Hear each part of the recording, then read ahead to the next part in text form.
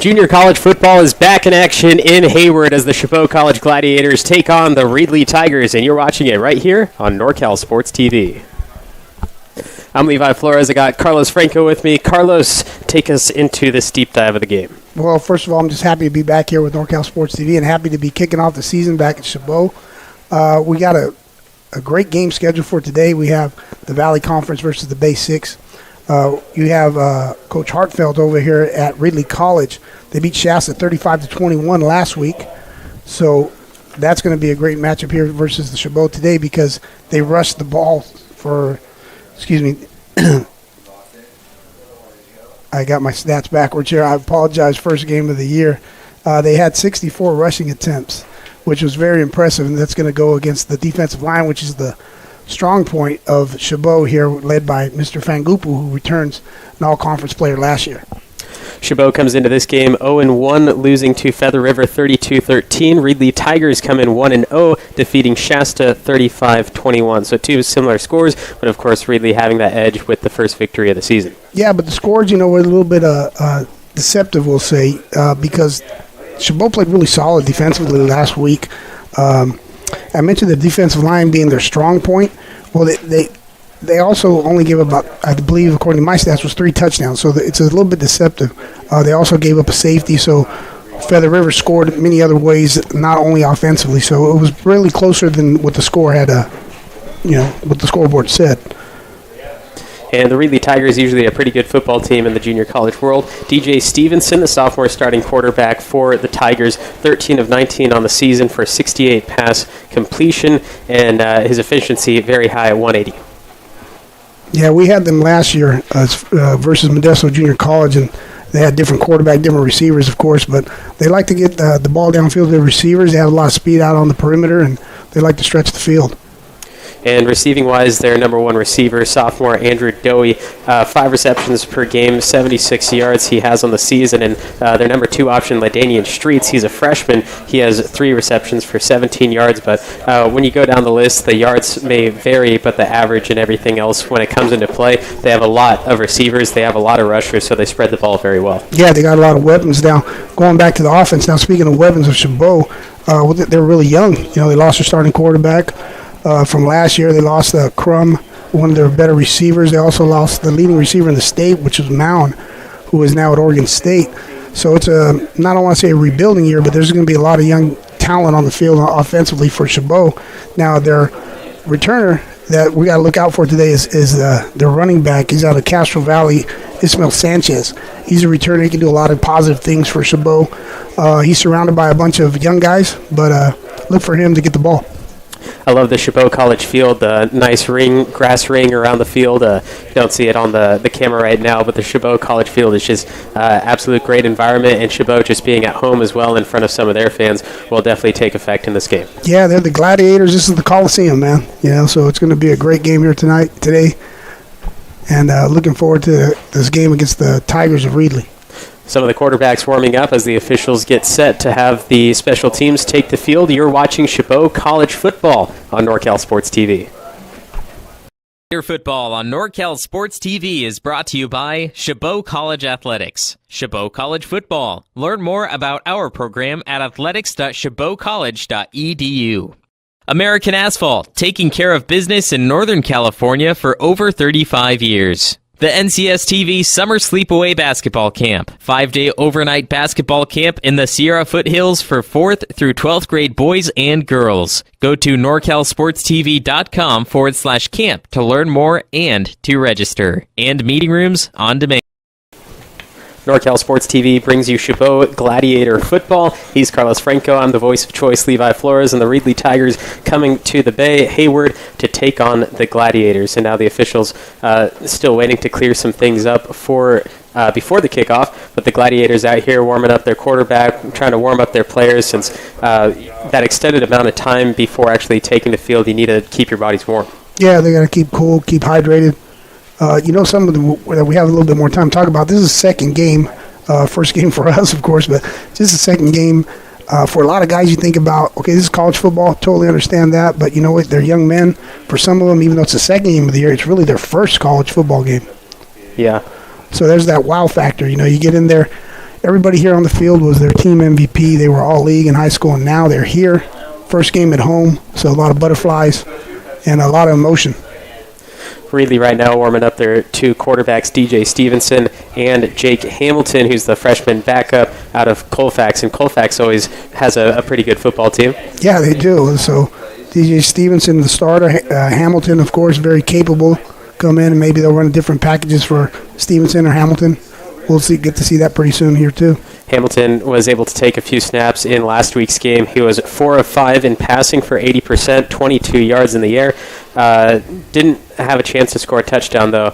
Stevenson went 1 of 1 touchdowns and interceptions. Yeah, as far as the quarterback play you just mentioned, but Reedley, last week they rushed for 234 yards. So they were very balanced. They had a total of 495 yards, 261 through the air, 234 on the ground. So that was pretty balanced attack, and see what they come out with today. And most of those rushing yards are thanks to the number 1 option, number 7, Ciante Kaysen, the freshman running back, who had 12 rushes for 153 of those 234 yards. Yeah, and speaking of rushing, so we're going to look at the defense of Reedley. They gave up 64 yards on the ground. That was it. Extremely impressive. So we go back to the Gladiators here, and Ismael Sanchez, and what's going to happen there? They're going to run the ball. They got a lot of young offensive linemen as well, so that's going to be quite the matchup. The young, inexperienced offensive line versus this tough Reedley defensive line. Officials still taking their time on the field to make sure everything is set, and while we wait, we take a break. Chabot College Gladiator Football is on NorCal Sports TV.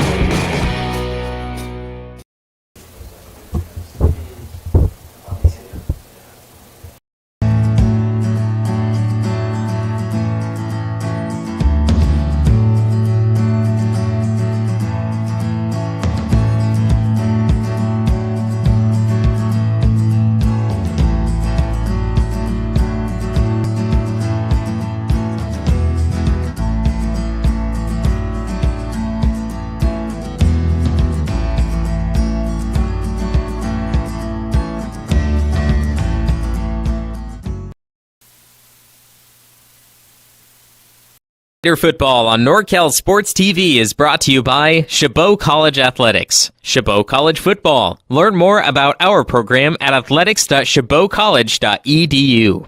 American Asphalt, taking care of business in Northern California for over 35 years. The NCS TV Summer Sleepaway Basketball Camp. 5-day overnight basketball camp in the Sierra Foothills for 4th through 12th grade boys and girls. Go to norcalsportstv.com/camp to learn more and to register. And meeting rooms on demand.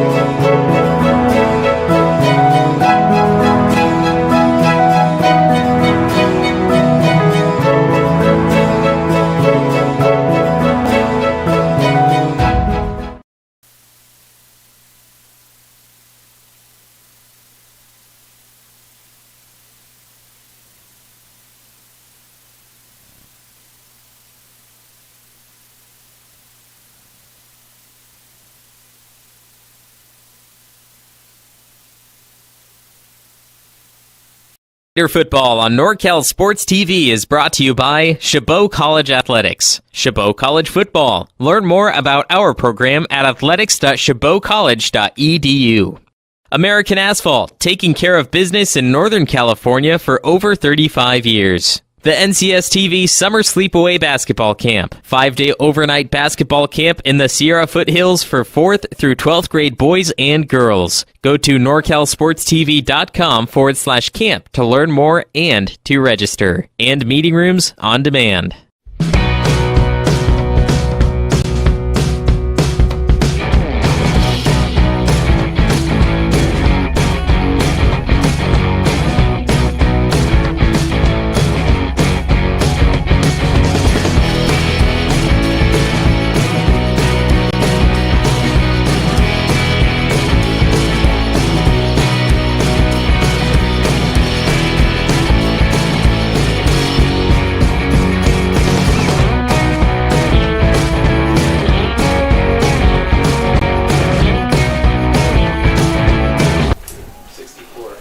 After a short delay, junior college football is back in Hayward. Chabot Gladiators hosting the Reedley Tigers. He's Carlos Franco. I'm the voice of choice, Levi Flores. And Carlos, reason why we were waiting here for so long, no ambulance. Is this new to you? Yeah, usually the ambulance is here. We'll get back to that real quick here as Ventura fields this kickoff return.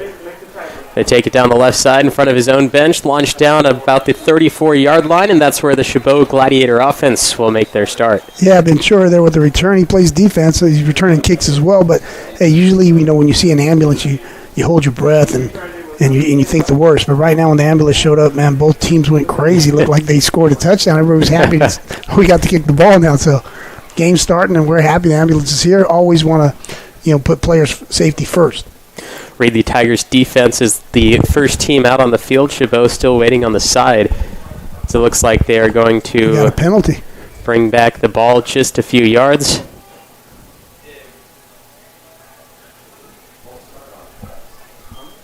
All right, it's going to be against the Gladiators. Backs them up. 1st and 15. So we get a look at number 10 coming out. Faria, quarterback. And you got number 2, Sanchez, warming up back there that we talked about. Hopefully they're going to get him the ball early and often.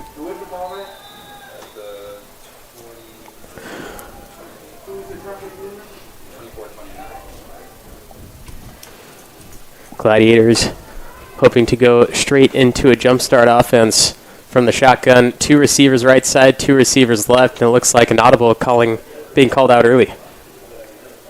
Yeah, I believe Coach Fernandez is calling the offense this year, and Coach Paul is the defensive coordinator. Going straight to the air, over the middle, caught up the 45, breaks tackle number 1.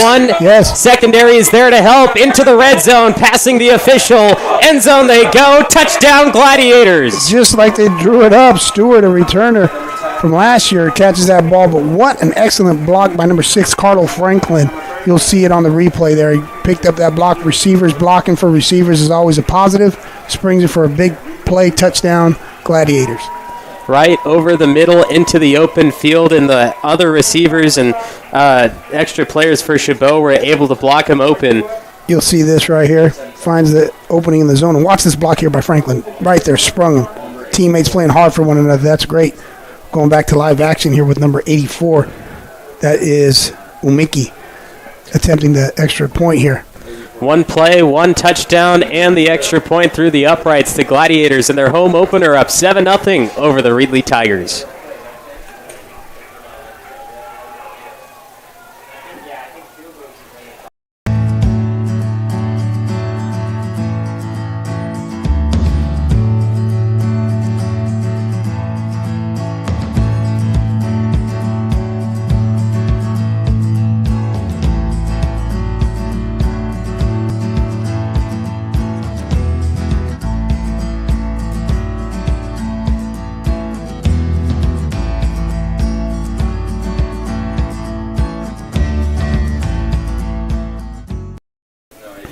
First play from scrimmage, and the Chabot Gladiators up 7-0 over the Reedley Tigers. And if that's the way this game is going to go, it's going to be an exciting one.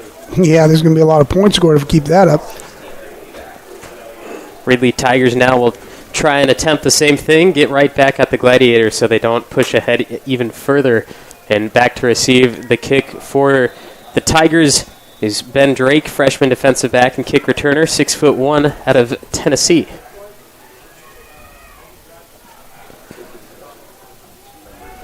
Kick will be received out at the 12. And tackle down at the 21. Reedley Tigers have a long way to go. That was a really nice open field tackle by 47 to Agalu. Ran downfield there, makes that play. Umiki kicked the ball a little bit short. It's by design. And you'll see right here 47 come up, grabbing cloth, fitting the tackle, taking him down just like he's practiced all week. Nice play. Special teams is always a solid, always solid special teams here at Chabot College. That was Anthony James returning the kick, the secondary returner, a freshman 5'8" out of Hanford. And now the offense taking the field. DJ Stevenson gets his first look in Chabot. Yeah, we got to look at this defense of Chabot here too. Handoff running back right side, tackle down after a gain of 5. That's going to be 56, Andres Viernes. Mr. Friday making plays on Saturday here. Now, if you look at number 45 there, Fangupu is the guy I mentioned earlier on. See, he's getting a great push into the backfield. He commands a double team. He's always collapsing the pocket on passes, driving the offensive lineman back. He creates a lot of plays for his teammates there in the center of the field. Deontay Kaysen was the ball carrier. He moves into the slot, but now will be the left side back for Stevenson. 4 receivers and Kaysen, the extra blocker. Stevenson designed run when there is no look for him. Gets the first down, and Reedley Tigers will move the chains. And that's Henry Pole coming over and making that play, but, man, the right side of the Reedley offensive line looked really, really well on that play. Ron Van seemed to be slightly shaken up at the end of the play. Number 6 going tackled down from behind by Stevenson and the Gladiator defense, but he stays out on the field as the right side receiver. Can't speak today, apparently. That's the first time. We're knocking the rust off up here, too, just like the players and officials. First game of the year for us. Gladiator showing right side blitz. Here comes the pressure. Stevenson throwing right side, caught and tackled down. Move the chains for the second time. It's a really nice route by number 6 and a good read by Stevenson. So number 6, we got Ron Van in man coverage at the bottom of your screen. You watch his route, if you could see it, he gets the first down marker, turns around, ball's thrown. Nice play there by Reedley. Stevenson, he's looking pretty smooth right now. Ron Van had 2 receptions last week for 65 yards, looking good in the first few plays of this game. Stevenson back in the gun, trips left side. The man in motion is Andrew Dowie. Stevenson will look to throw to him. Has to get rid of it, throws it into the Shabo bench. I thought that was going to be a penalty there on that motion. Looked like he turned up a little bit early when number 3 came across.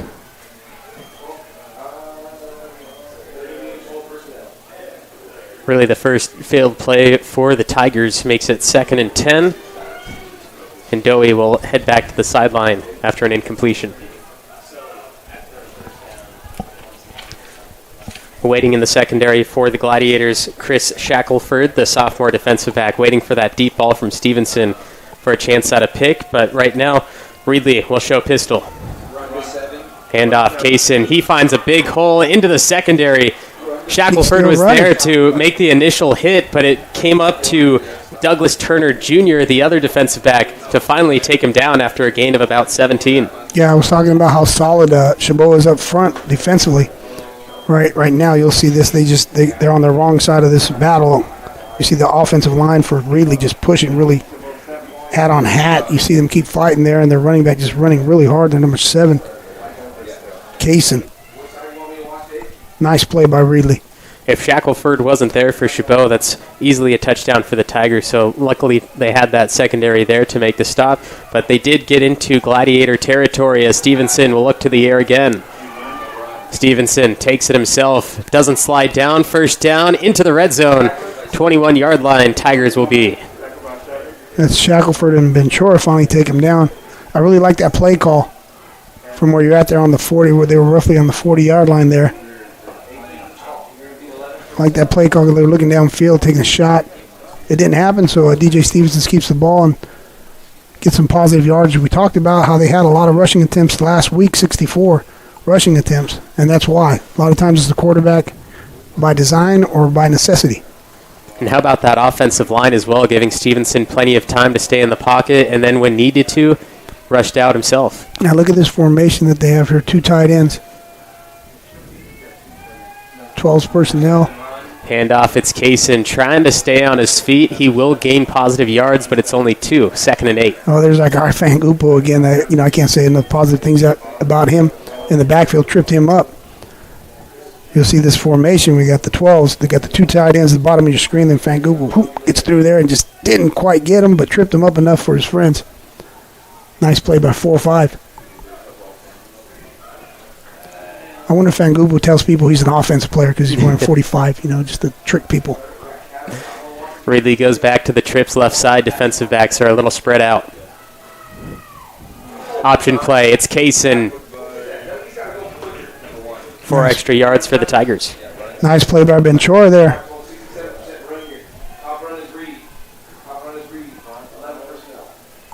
Now Ventura, you'll see him number 1 over the tackle there. They're picking on him. That's the little read option there. Seeing what he does, and he says, I'm going to go down and get the back, and he does. Breaking down the drive so far, there was one failed play for Reedley in which they had an incomplete pass. Stevenson had to just give it away, but right now the red zone defense of Chabot is keeping Reedley to their first third down of the game, 3rd and 5. Here's Stevenson looking left. Dowie can't complete it. 4th down at the 15-yard line for the Reedley Tigers, and they bring out the unit. Well, last week they were 4 or 5. They were 80% last week inside the red zone. So this is huge for Chabot to be able to hold them and force a field goal attempt. Because as you mentioned here, the drive was going nice and smooth. And now to force this is great for Chabot. Now comes out the freshman kicker, Jaden Evangelo, out of Lemoore. For a 31-yard field goal. And to avoid the shutout. Always have to avoid the shutout early if you can, just for some pride. This kick is high and through the yellow poles. 7-3 is our score. Chabot will get the ball back. They've only ran one play from scrimmage, and it resulted in a touchdown.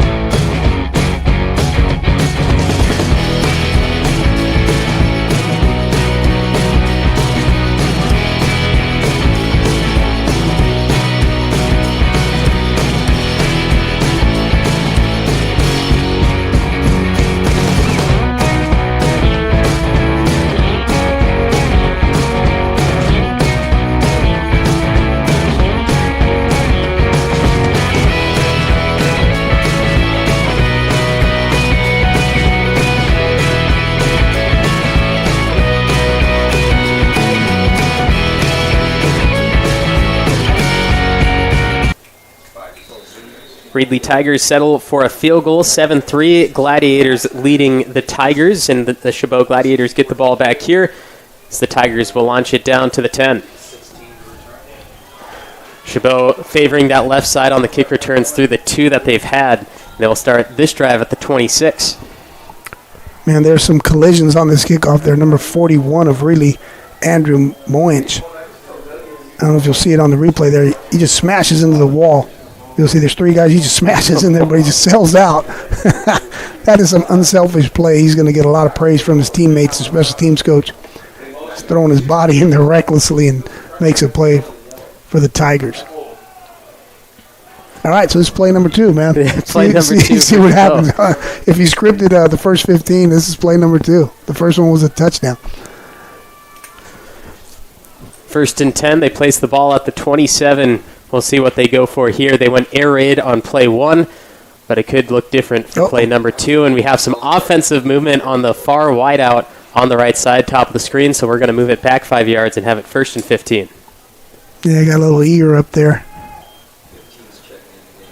Let's look at this. You jump off sides, false start, and you get replaced immediately. Oh, right away. No, that's like getting put in the corner in kindergarten. Put your nose in the corner. You know, everybody sees you running early, and then you're out.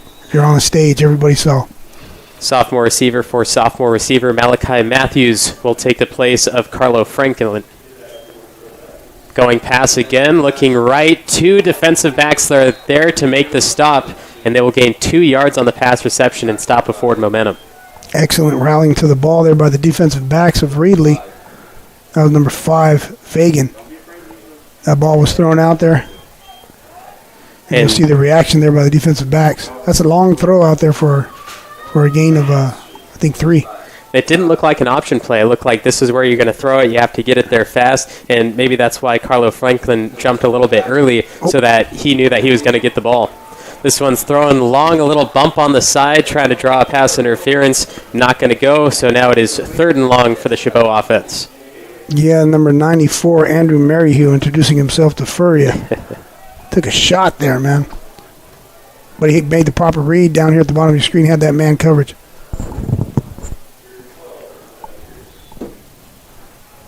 Furia just bounced back up, though, man. He took a shot. Showing some of his toughness early. They got 3rd and 3rd and about 12 here. Defensive backs are going to line up tight against the Chabot receivers, and then a deep safety for the Tigers as a plane goes flying over the field. We'll see if that can start this offense and get them to 17 screen. yards. Oh. Not going to do it. Another incomplete pass leads to the punting unit for Chabot. Manny Higgins there, 16, just running before he caught the ball. That was set up pretty well as a middle screen. And basically trying to get what you can there. You'll see here Furrier gets the ball out on time, hits him right in between the 1 and the 6, and he had his friends up there ready to block as well. But you got to catch that ball, Manny. So first drive, 1 play touchdown. Second drive, a 3 and out.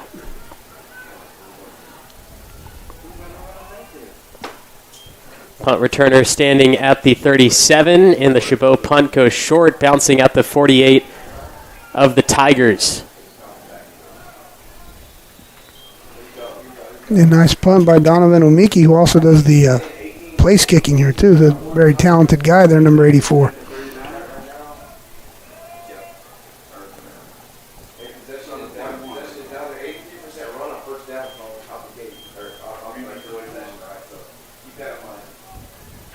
So here we go. They're going to come back out. Reedley on offense.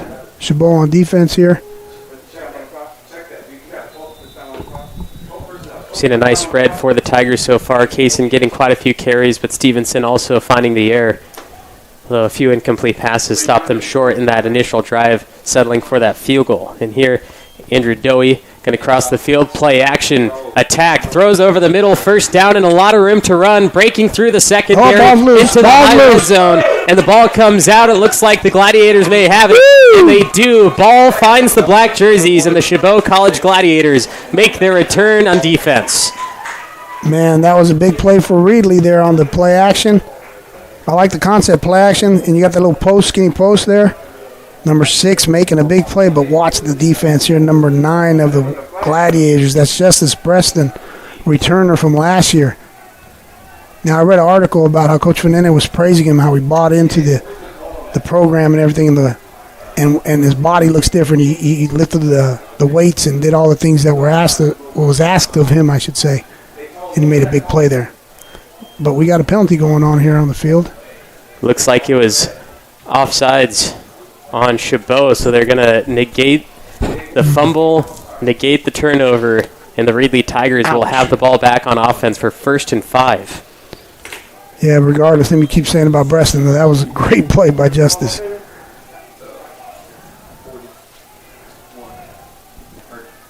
Back in pistol formation, Stevenson trying to get the defense to jump, take it on the second one.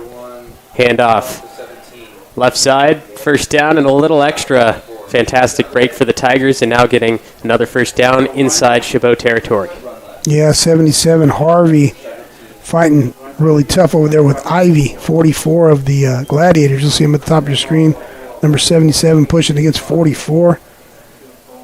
That's going to be a matchup for both teams tonight. That offensive line, the defensive line, which I mentioned is a veteran group here for the Gladiators. They've been on the field a long time already. Stevenson, pistol, Kaysen is the one tailing him. Option play again. Kaysen gets the handoff, hit for a gain of 4.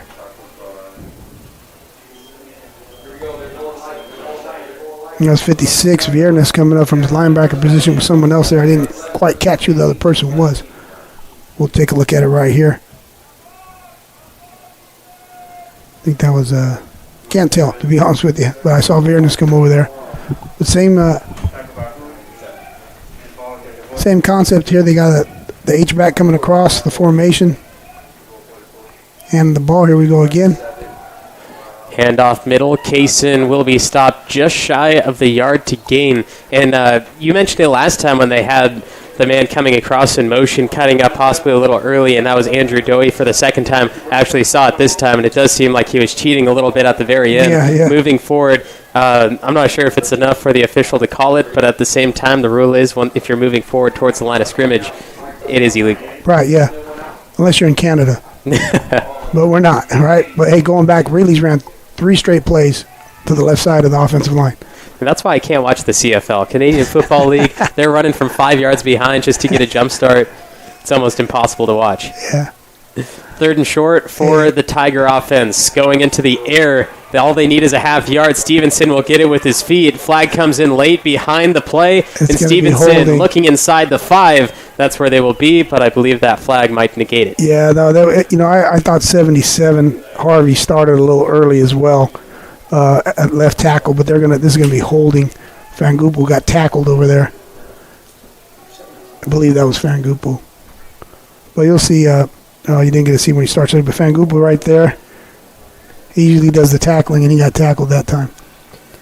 How about Stevenson? Even though the flag came out very early in the play, still trying his hardest to get into that end zone. Yeah. Whether it would count or not, he still used his legs, going to be a little gassed, and now wouldn't be surprised if they go back to the run game, but it is 3rd and long. It's 3rd and long here, so I don't look for him to run as far as by design right here. 4 receiving options for the Tigers, 2 to each side, but the wideouts at the bottom of your screen pretty far away from Stevenson. Yeah, no, this is I don't want to say 2 down territory, but as offense coordinator, you're like, hey, I can make it. This is 3rd and manageable. I can make it 4th and 4. I can try to make it 4th and 5 and go for it. Stevenson in some trouble. Nice. And he will be taken down with the sack of the Gladiator defense. Or you could just be Henry Pole and say, you know what, I'll just end this. I'll just end all speculation and go in there and just go get a sack. The freshman linebacker busting through the line, disturbing everything, and Stevenson goes down for a large loss. There we go, taking him down along with his friends.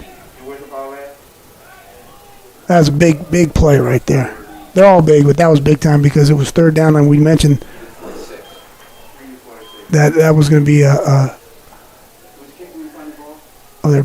sorry about that there. I didn't know if they had enough people on the field. Then they do. Here we go. Punt drops down at the 27, will bounce in favor of the Tigers, and another flag flies towards the Shabo sideline. Not sure what the side judge saw here at the bottom of the screen. I was looking over there at the top to see if they were going to run a player out, but I was wrong, and then all of a sudden they kicked the ball, and then now there's a penalty.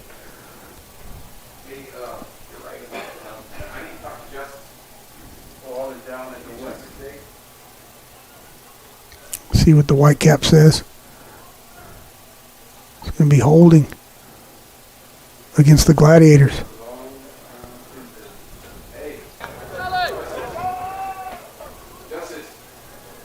So this will put the ball all the way down at the 7-yard line to start for this Shabo offense. And now 7 yards is a decent amount of room for the offense to work, but at the same time, quarterback has to be knowledgeable of where the lines are at. Yeah, no, you got to know where he is. Got some awareness. If you start scrambling for some reason, it goes back into the end zone. Yeah, who was the was it Miami quarterback? Orlovsky? Orlovsky in Detroit. That's where it happened, I believe, in Detroit. Or he played for the Lions. There we go. Here comes Sanchez. First carry of the day. Not much going for play number 1, but they do get 2.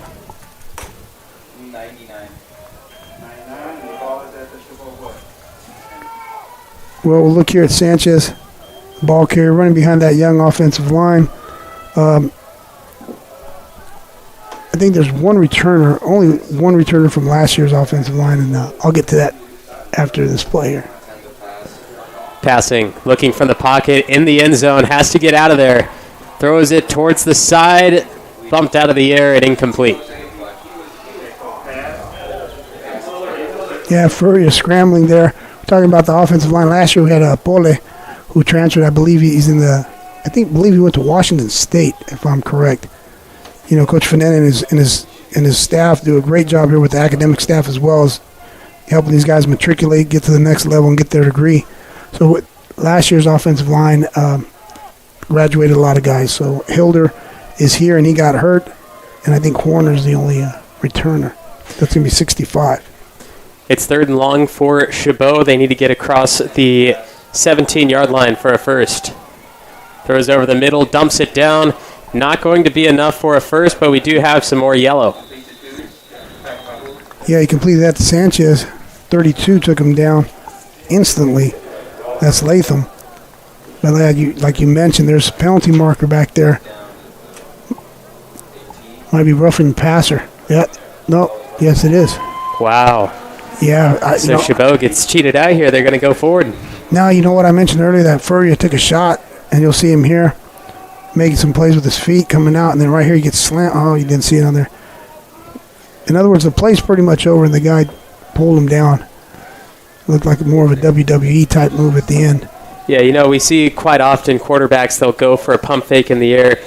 Maybe they won't dump it down and just get the defensive line to jump up, and then they'll take it with their legs. Sure. And that time, he didn't want to fall for it just in case he didn't throw it, but in this case, it did help out Chabot. Yep. Throwing again into some traffic, still able to pull it through, and a large gain of 9 on 1st and 10. Hey, Furrier, I know I said this already, showing his toughness, man. He's been hit early and often. And right there, he planted his back foot and let that ball fly. You'll see right here. Boom, ball comes out. Oh, go back to live action. Shabo wanted to keep the ball moving fast, but it doesn't look like it's going to go anywhere. Maybe even a loss of 1. Yeah, that's number 5, Cotty in for Sanchez right now.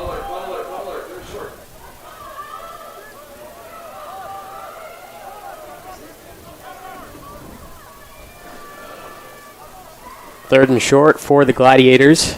Hustled to the line. Takes their time to snap. Launching this one high and dropping down a yard in front of the intended target. It's going to be 4th and short for Chabot. Will they go for it, or do they bring out the unit? Well, they're going to punt here. But on that 3rd and short, he threw the ball deep, showing confidence in his receivers that, you know what, he had a lot of time to throw. It was a good throw. He had the single coverage, the man-to-man coverage up top, threw a competition ball. Basically gave his guy a chance to go get it, so showing a lot of confidence, the coaching staff showing confidence in the quarterback. Looked like Chabot was keeping their unit on the sideline for an extra second, maybe thought about going for it on only 4th and 2, Nope. But a punt is definitely the better option, as this one will roll inside the 40, inside the 30, and keep favoring the Gladiators as it goes all the way back inside the 20. Fantastic punt for Chabot, and at the 18-yard line, Reedley Tigers get the ball back with just over 4 to play in the first.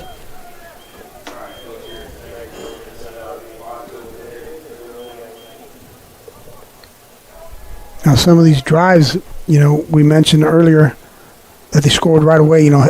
Chabot come out, first play, touchdown. Well, the defense has been out there quite a lot of time here in the first half. So that's something to look for later on. Maybe you can start getting wearing down by that big offense, because they are big. That Reedley offensive line, they're massive. I don't know if you could tell on the screen when you look at some of those guys, 78, 75. 65 is the center, and he's a big guy as well. So you'll see these guys getting in their stance.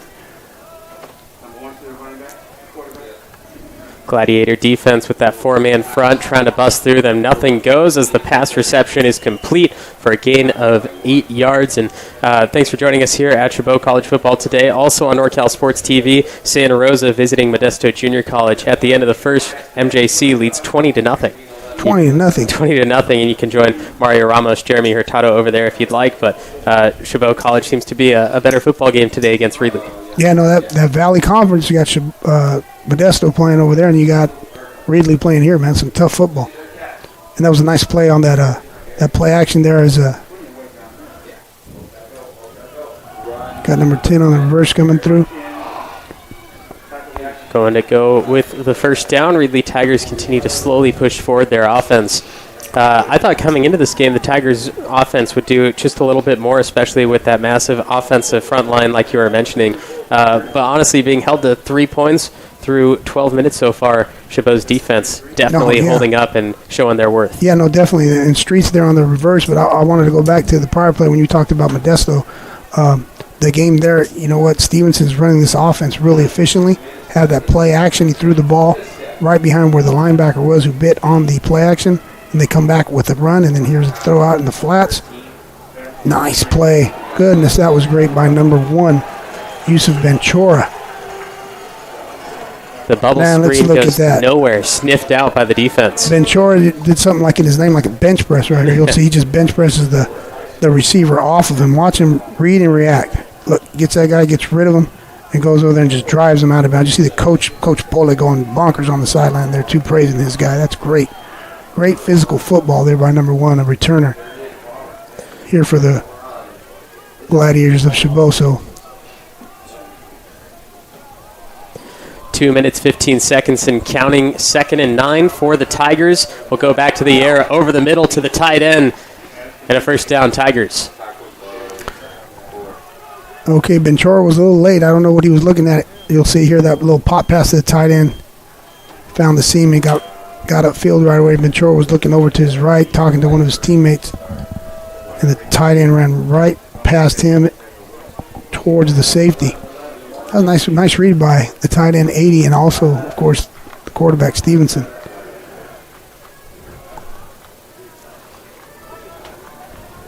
Got number 80 at tight end again here.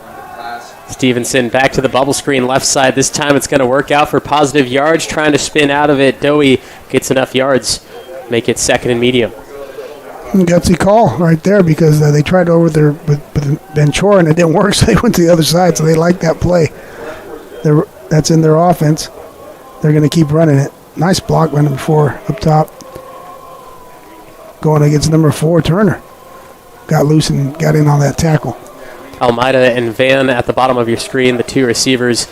There's 2 up top as well, and when Reedley has been in this position, they've usually tossed the ball, but we'll see if the coaches have different plans. Yeah, sometimes these guys, they'll just stand down here too, and they'll try to get numbers in the box. Stevenson trying to escape the pocket, can't do so, and there's the takedown by Henry Pole. That's Pole with the 2nd. That was a really good pass rush. You had 3 Gladiators back there. You'll see here, 40-33. Pole comes on that spin move. Started outside, came back inside towards the A-gap on that spin move and makes the play.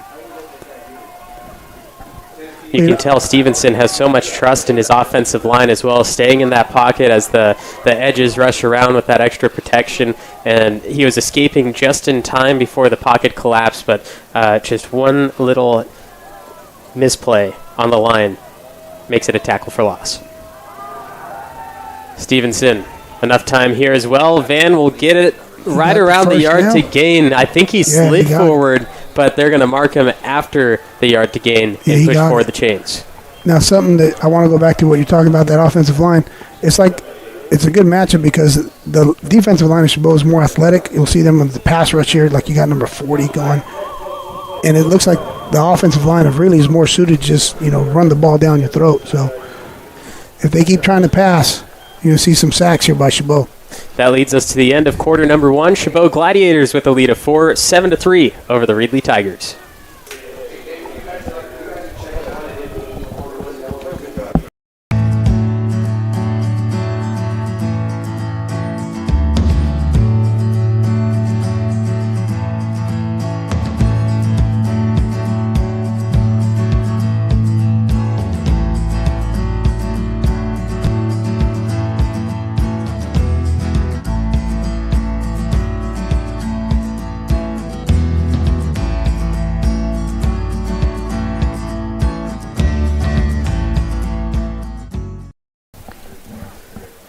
Starting quarter number 2, Chabot Gladiators 7, Reedley Tigers 3. I'm the voice of choice, Levi Flores, Carlos Franco with me today. And at the start of that first quarter, Chabot came out striking. One pass over the middle led to a touchdown. Reedley, slow start to their offense, moving the ball little bit by little bit. They got into the red zone, but the red zone defense of Chabot made a stop, made it 4th down, had to settle for a field goal, and we thought maybe it was going to be a back-and-forth battle of scoring every single drive, but it was just those first 2 drives that scored, and nothing else has happened since. Right, they've settled down, we'll say a little bit, but going back to DJ Stevens and the offense of Reedley, they've been on the field a long time. That means the defense of Chabot's been on the field for a long time. So start looking for the cracks in the armor, right? You start fatigue. Yep. I think it was Lombardi said fatigue makes cowards of us all, so if the defense stays out here too long, that's not positive for Chabot. Since we're starting the second quarter, they switch sides of the field, so now the Reedley Tigers will be going from right to left. It's 1st and 10 for them from the 45-yard line. Stevenson with 1 back and 2 options on the wideouts. Go to the run game with an option. Stevenson was trying to pull it out, but the running back decided to take it himself. And he's going to get positive yards before 4 Gladiators take him down after a gain of 12. And I know Stevenson was mad that the ball was taken from him, but it did end up working well for the Tigers. Yeah, you got 44 Ivy. Chabot playing at DN here. You'll see him. He's put in a predicament there because he wasn't sure what was going to happen either. And then you got a 25 Chase pushing him out of bounds. Yeah, it didn't look too smooth as far as the transition. Got an official's timeout right now. Nick Osho was the one running for the Tigers.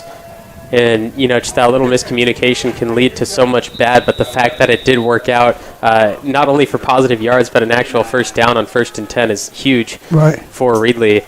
You just have to make sure you're communicating well and are on the same page, because that can easily lead to 6 points the other way if that ball came loose. Yeah, look at the number 3 at the top in the slot there. Stevenson hands off on the option. It's Osho again inside the 10, needs to be taken down. Gladiators finally get to him at the 5, but another huge gain, another first down, and inside the red zone at the goal line. I was waiting for number 3 in the slot to come in motion like we talked about, and he didn't. They just handed the ball there, and once again to the left side of the offensive line. I'm not sure what the statistics are, but they have been running the ball behind 77, 73. Guys are doing an incredible job over there. Harvey and Garcia, along with 65, the center. That's Lara. First and goal, Osho to the right side of Stevenson. Let's see if they go back to the left side again. Stevenson, handoff, Osho. Sold out at the 5. Gets the gain, maybe 1 of 2.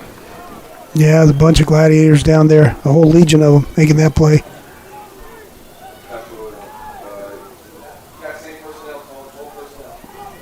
Now you'll see, give it to the running back there, but Stevens, number 1, extremely dangerous, man.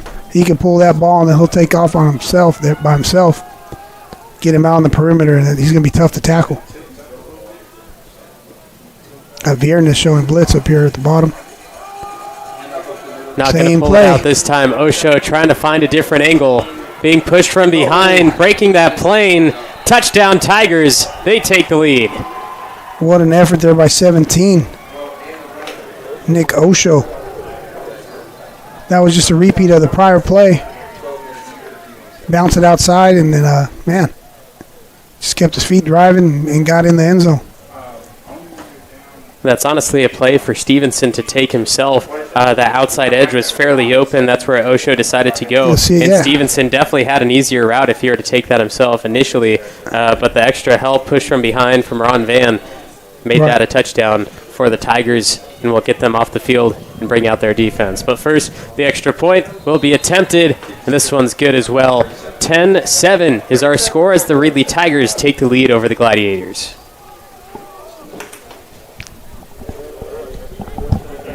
Football on NorCal Sports TV is brought to you by Shabo College Athletics. Shabo College Football. Learn more about our program at athletics.shabocollege.edu.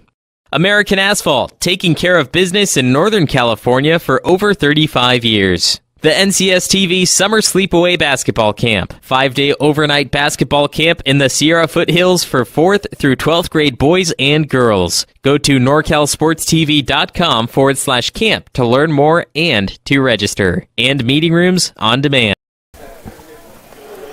Reedley Tigers find the end zone, 10-7, the score over the Shabo Gladiators. And Shabo started out really hot, 1 play, 1 touchdown, but they haven't been able to do anything offensively since that point. Now with Reedley taking the lead, Shabo needs to do their best to find that end zone once again. Especially, 13 minutes is a long time for a possession, but if it takes all that time just to get back into the end zone and then take it into the half that way, it's going to be the best possible scenario. I totally agree, and you got 3 timeouts as well.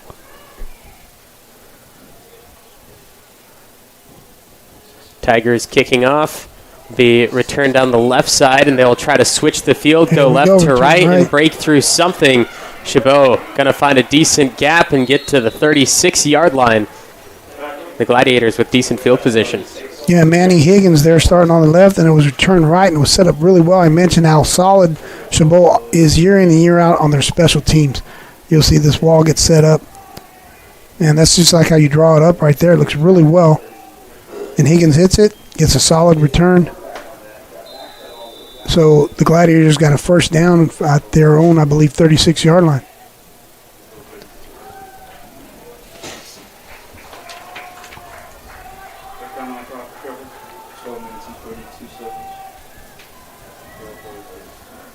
Four receivers for Colby Furia. Furia looks back to the air, and some whistles blow the play dead early, and the flag is dropped on the Chabot side, so this may be 1st and 15. We'll see what the official says. False start on Chabot, so move the ball backwards. Replay, first down, 1st and 15. Okay, so you brought it up here. You got all this time right now. You got 3 timeouts. You got to come up with a good drive here. Go into the half. You can't do, you can't hurt yourself. Those things, you can't have those types of penalties. It's hard enough. You got to go against the Reedley Tigers here, and you don't want to be able to give them an advantage by hurting yourself.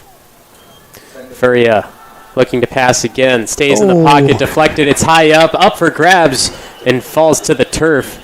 Some defensive linemen were trying to get their hands on that to take it right back from the Gladiators, but lucky play for Chabot, because that could have been a bad play. Yeah, and Horner, I think he wanted to catch it, number 65, if you look around here. But, yeah, get that ball on the ground there. Look at Horner's like, oh, hey, there's my one chance for a reception. But, yeah, nice play by the defensive line there, getting their hands up. Furia takes it up the middle, and the defensive lineman too big, nowhere to go. And the run game is not looking strong just against this defense. No, they're extremely physical, man.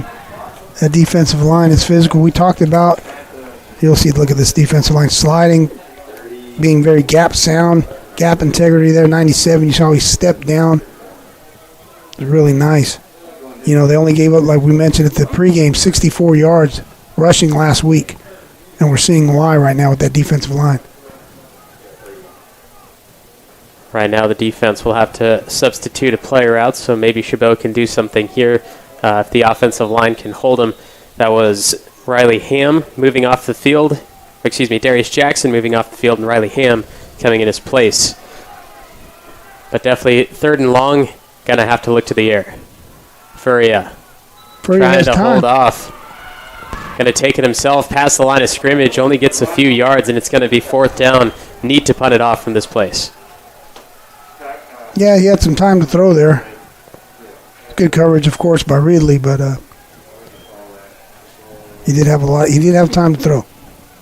He has climbed the pocket a little bit there.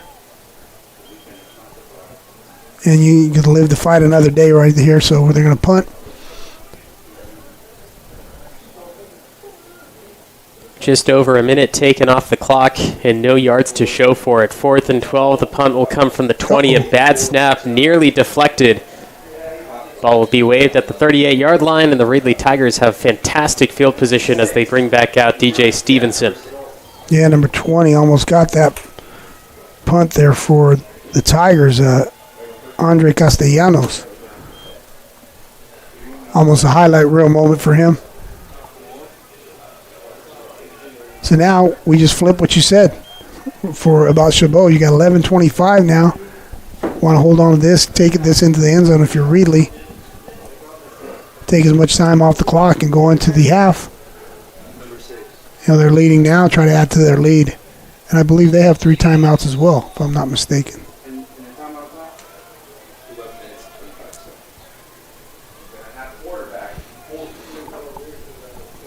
Now Chabot showing 2 safeties here. Now rolling the coverage a little bit.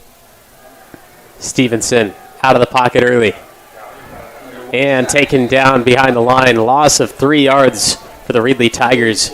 And Chabot defense wants to answer back to what Reedley just did on the other end. That was nice by the defense. The well-coached Chabot defense. I was talking about they were showing 2 safeties that you don't get to see. But see, DJ Stevens looks over to his left. He was fooled by the coverage.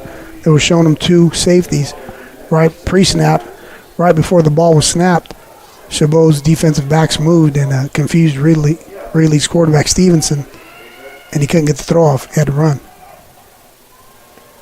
2nd and long. Back to the run game. Up the middle. Kaysen trying to break past the defensive line. He does just that. Into the secondary. 1st down and a little more as he slides out of bounds.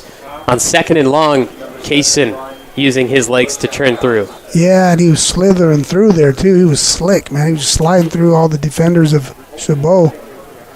You'll see this here. Cuts back. 1, 2 tackles. Picks up a block there. 3 tackles there. He doesn't look like he'd be that shifty, man, but he is. Number 7, Kaysen. I like this formation here. From about midfield, Stevenson flicks it out. Kaysen back on the move, beating out one man, but then dragged by the jersey after a gain of 3. Yeah, the tight end or wing back, we'll say a wing tight end at the top, that H-back, whatever you want to call him up there, and they went away from him to the 2 receiver side. Toss the ball here to the bottom of your screen, playing that numbers game. And using the speed of Kaysen.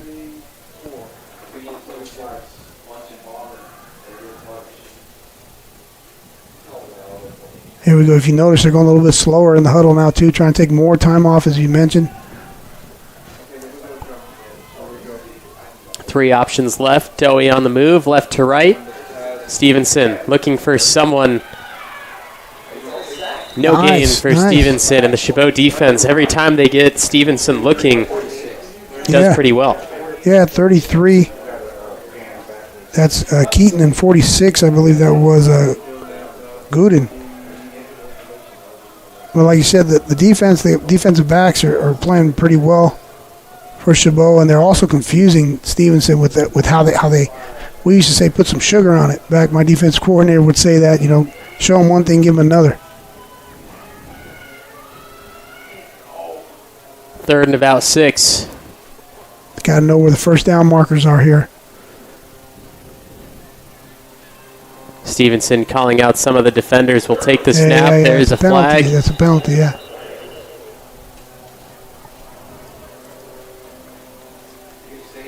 So now 3rd and long. It'll be about 3rd and 11 for the Tigers.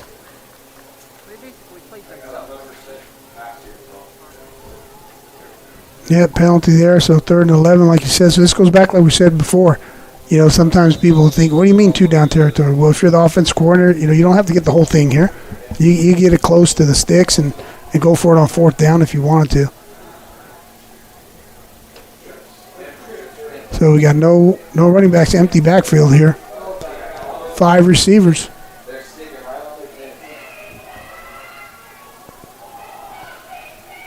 Now the linebackers can't let anyone cross their face. Got to keep them outside of the center of the field there.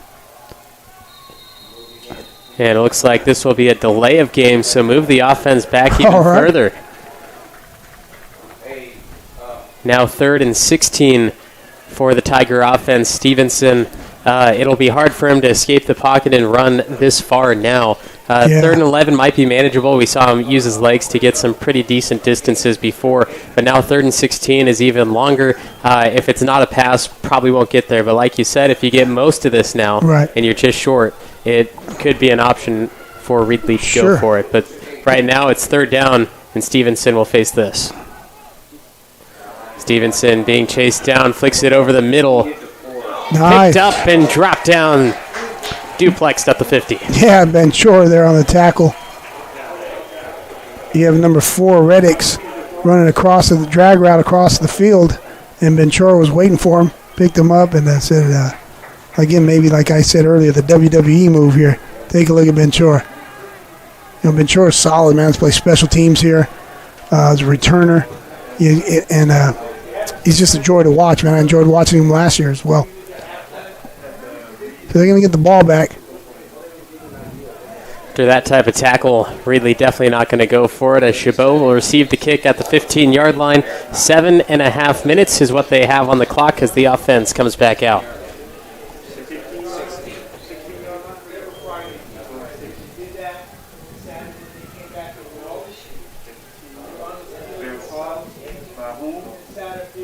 So they're going to come out, and they got the 3 timeouts. You'll see Stevens here on the prior play. Everybody likes this. This is Ventura is definitely going to put this on his Instagram and his any social media he has there. All right, so here come the Gladiators.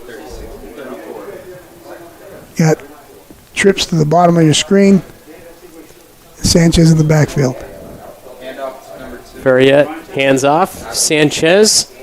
And, man, the run game is just not doing anything for Chabot, but it's not the run game itself. It's just the defense of Reedley, like I mentioned before. Yeah, and again, it's like third time I say this. 64 yards last week. They gave up rushing. Maybe there's just a different way to attack them, because you got a good, very capable ball carrier there in Sanchez. Maybe get him a screen pass, maybe, a little swing pass if you want to get him the ball. There's different ways to get him involved. Furia rolling right side. Nice. Going deep. It is reeled in at the 40. Shabo moving the field.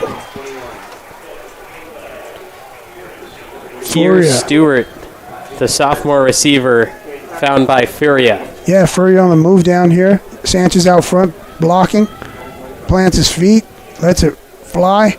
It's a really nice throw because it had to be thrown towards the sideline. There was no room for error, and he got the ball there. And Chabot's going to move fast to try to catch the defense offside. Tigers are ready. One man deep as Furia will look in the air again. Going deep left inside the red zone. Slightly overthrown, but really couldn't just see the ball over the defender who was right by his side. Christian Gonzalez, the sophomore linebacker, going hip to hip against Ben Drake. Yeah, now if Reedley continues to do this because they feel really confident that they could create a pass rush with just the 4 guys, so they're only rushing 4. They haven't really blitzed. They got a lot of confidence in those big guys up front. If they're going to do that, well, that's going to be beneficial here for Furia as far as time to throw. That was Higgins, the receiver, and Mariano Williams, the defensive back for Reedley. Is now Furia to the air on 2nd and 10. There we go. Gets 5 yards and a little extra with the shiftiness of Malachi Matthews. Matthews with some serious moves there. I thought he got out of bounds. He didn't get out of bounds? Apparently not. I thought he was making his way towards the sideline as well. Yeah, the white cap said wind the clock. Interesting. And so on 1st and 10 on the Reedley side of the field, we have more flags. And how about this Reedley defense? They're the man in the secondary, number 21, that is Aaron Bosch, the sophomore defensive back. He is almost like he's returning a punt. He's so far back in the secondary. You'll watch him here. The ball's at the 50. Right now he is standing 13 yards through the line of scrimmage, but on that last play he was standing about 20 yards back, and he's backing up even further now, almost off the screen. Just know that Chabot is capable of those big plays. Don't want a replay of what we saw in that first play of scrimmage. Right. Furia on 1st and 15. Here comes the takedown, the sack, and the helmet comes off as well. It's a Chabot helmet that came flying off. Offensive lineman number 70, Wagyu Diop. Yeah, like we're talking about, really, they feel confident. You see this four-man rush. That's all they're doing right now. 4 guys coming after the quarterback, and they got to him. It's been going well for the Gladiators, moving the ball forward. A few of those passing plays, but now 2 in a row, shooting themselves in the foot. 5-yard penalty, and now a takedown 5 yards back makes it 2nd and a plane ride. 2nd and 20 for Furia. 3-man front for Reedley, throwing over the middle, pushing backwards. Beautiful move, and back past the original line of scrimmage, plus a few extra. It's 3rd and 8. Now, I don't know if Furia, is a big-time runner or anything like that, but one of the ways to slow down this pass rush could be a quarterback draw, could be a screen to Sanchez. To the line, Furia throwing way overthrown. Bosch was the only player near, and that was a defensive player for Reedley. So now it's 4th and long. Well, he had a chance there with number 11, Ian Hocheder. Just overthrew him there, but he could have had a chance there. Tough throw to make. You see him trying to layer it over there, right there in between the 2 defenders.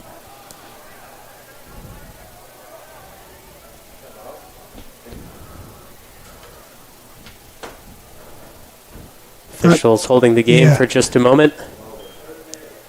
Looks like they're staring at the play clock.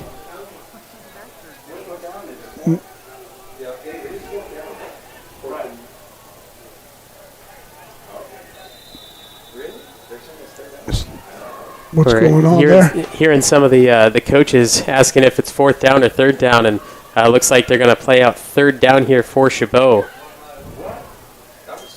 So Furia will have a chance to throw on 3rd and 8. A lot of time. Furia rolling out right side. Flag comes out. That's the umpire. When he throws the flag, it's usually holding there. That's what he's saying.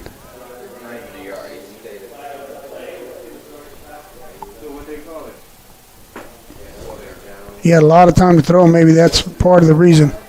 Holding penalty.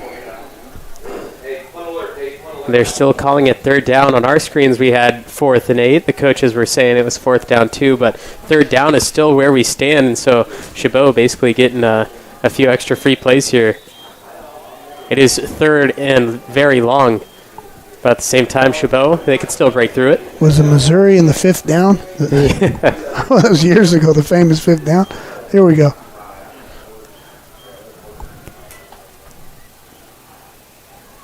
Four-man pass rush for Reedley. Furia stays in the pocket, kicks out, gets rid of it, launched to the ground, and here he goes. We have roughing the passer and a huge play for Chabot. End zone, they go on 3rd and long. The Gladiators find the golden turf. It is Carlo Franklin, the sophomore receiver, for the Chabot touchdown. Now, if you remember, on the first touchdown, Franklin had that big block that sprung his teammate. Now he gets the touchdown, and it's going to stand. And you see Coach down there throwing his fist as you see Furia get launched into the turf as he threw. Well, Furia climbs the pocket there, finds Franklin running a drag route from the bottom of the screen all the way to the top. And he kept working and found that open area. It's real simple. If run away from coverage. If it's man, keep running. If it's not, slow down in the zone. They found one another, and Franklin did the rest there after he caught it. Touchdown. And going back to he had that big block on the first touchdown. It's great to see. Now he's got one.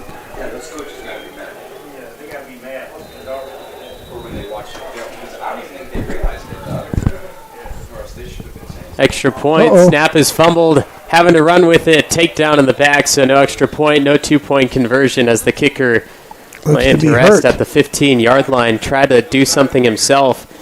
We might need some medical staff coming out to the field. Officials stop the clock at 4:04. Chabot Gladiators retake the lead 13-10 as we get that other look. Landed on his leg and wrapped up tight. Donovan Umeki, the freshman kicker, will be checked out. For us here on NorCal Sports TV, we'll be back for the final 4 minutes of the first half. Chabot 13, Reedley 10.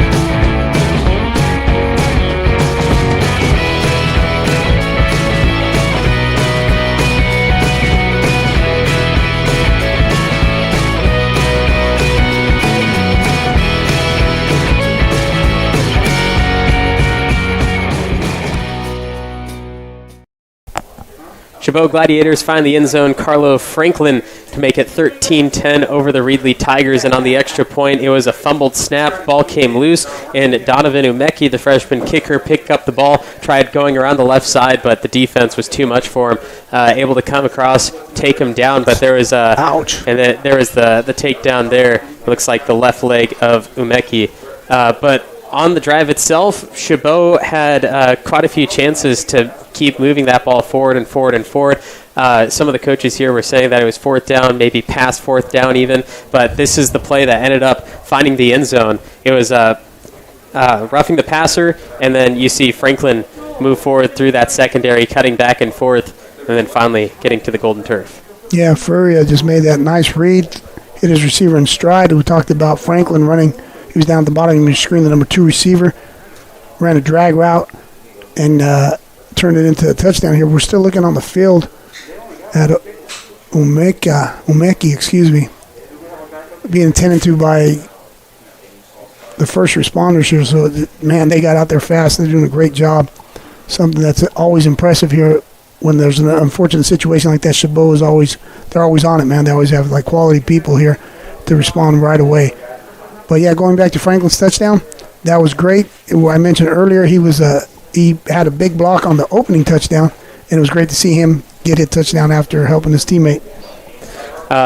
Some of the other paramedics are coming to help Umeki on the field. While we're at delay, the other game on NorCal Sports TV also at delay. But the last time we checked in, MJC 20-0, right? Against Santa Rosa Junior College, the Bear Cubs. Well, guess who came back up by 1? 21-20 is their score, but also in a weather delay in Modesto. Oh, wow, weather delay. It's not like the one that was Notre Dame today, right? Oh, I hope not. I don't know how long they've been there, but while we're both on delay, make sure to stay tuned to either one of the games so that you can keep getting updates. But and Santa Rosa came back on them, and we're talking about the Valley Conference. And what's going to happen, too, is Santa Rosa is going to be covered here. They're going to play Shabo, I believe, the 23rd or something like that of this month. So you can catch them here on NorCal Sports TV as well. Shabo 13, Reedley 10. We'll wait till the paramedics are off the field, and we hope Umeki's okay. But stay tuned for us here on NorCal Sports TV. We'll be back. Your football on NorCal Sports TV is brought to you by Shabo College Athletics. Shabo College Football. Learn more about our program at athletics.shabocollege.edu. American Asphalt, taking care of business in Northern California for over 35 years. The NCSTV Summer Sleepaway Basketball Camp. 5-day overnight basketball camp in the Sierra Foothills for 4th through 12th grade boys and girls. Go to norcalsportstv.com/camp to learn more and to register. And meeting rooms on demand.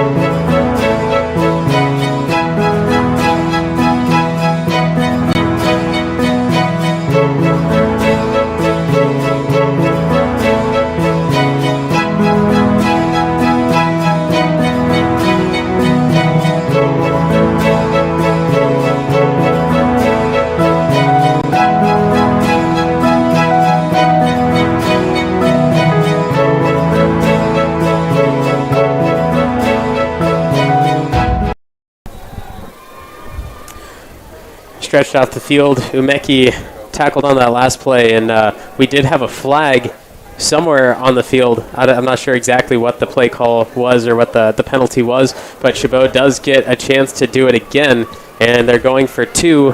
Furia is out there. Sanchez is out there trying to punch this in for the injured Umeki. Wait, what did first and goal for Chabot? What's going on here? Didn't they just get a touchdown? Yeah, oh, okay. Man coming across, another flag came from the back judge. And it looks like a false start. So they're going to move back, and I'm not sure if they're going to bring out the kicking unit now or... No, the kicker's hurt there, so whoever the backup kicker, that's going to come into play, because I mentioned earlier, Umeki is also the punter. So that's going to be a situation where you're like, man, I'm out my kicker and my punter. So they will go for 2. Furia will have to either run or pass from the 7. Yeah, crazy as it sounds, sometimes that's a good penalty because it gives you a little bit more room. You can run different routes. It's a 2-point conversion here.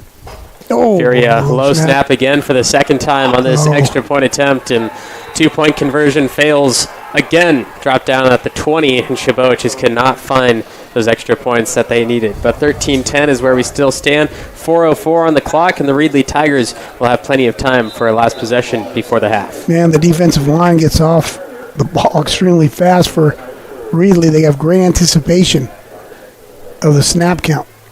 Maybe possibly mix it up too, snap count and little false cadence, hard cadence, and maybe get them jumping. We'll see who Chabot puts out there for their kicker, but we got a call during our break from Modesto, and they had a 45-minute weather delay in which they still have 30 minutes to go, waiting to get back into their game.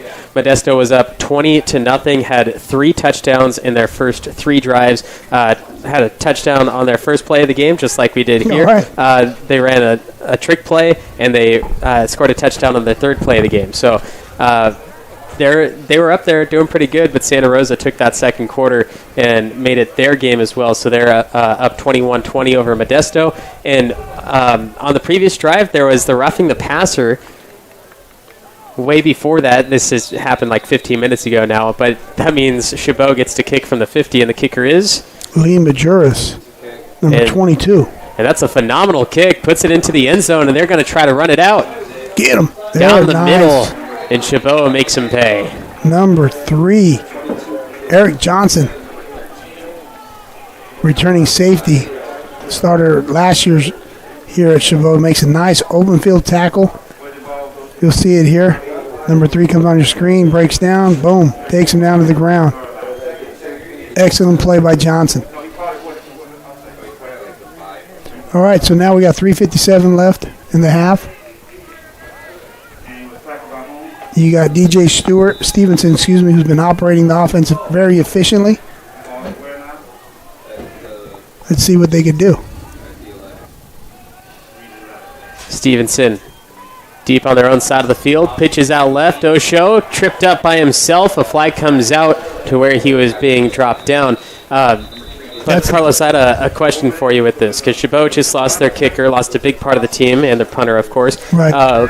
But how does this affect the game? Does Chabot get better because of this in normal terms, or do they get a little worse knowing that they don't have this as part of their team? No, well, there's a lot of ways to look at it. Emotions. It's a very emotional game. You want to play hard for your brother, and he's hurt. Another thing is, though, as far as the coaching point of view, is like, man, it makes you think different as a offense coordinator. It puts you in a situation: am I going to go for 2? Am I going to kick the extra point, or am I going to kick a field goal, or I'm going to have to go for it on 4th down because I don't have a punter? So it's very important because it's a third phase of the game, special teams. There's a holding on the previous play, makes it 1st and 15 for the Reedley Tigers. Stevenson throwing from his own end zone, incomplete. Looking for the open man on his left side. Carlos Greer, the freshman receiver, could not pull it in. Yeah, we talk about real quick the prior play that was holding. That was that toss to the double 2 receiver side that they were running very effectively with Kaysen, number 7. They put 17 in Osho. And now here's the next play, the incomplete pass. But yeah, they're trying to get the ball to their the playmakers in space, and now we got a punt. Here's another thing here. So if you have a punter, they're going in pistol. I'm sorry. It looked like the same thing. I was like, what's going on here? I thought the same thing, though. Here's Stevenson will hand it off to the tailback. He glides through the hole, nearly getting a first down. What a play by the freshman running back, Andrew Munch, out of Lemoore. Yeah, well, he had us all fooled there because we were like, what are they doing on this down? And we're talking about a punter being out, a kicker, and he comes in and nice push by the offensive line. Ball security. Ventura over there finishing them off. 3rd and 1 now.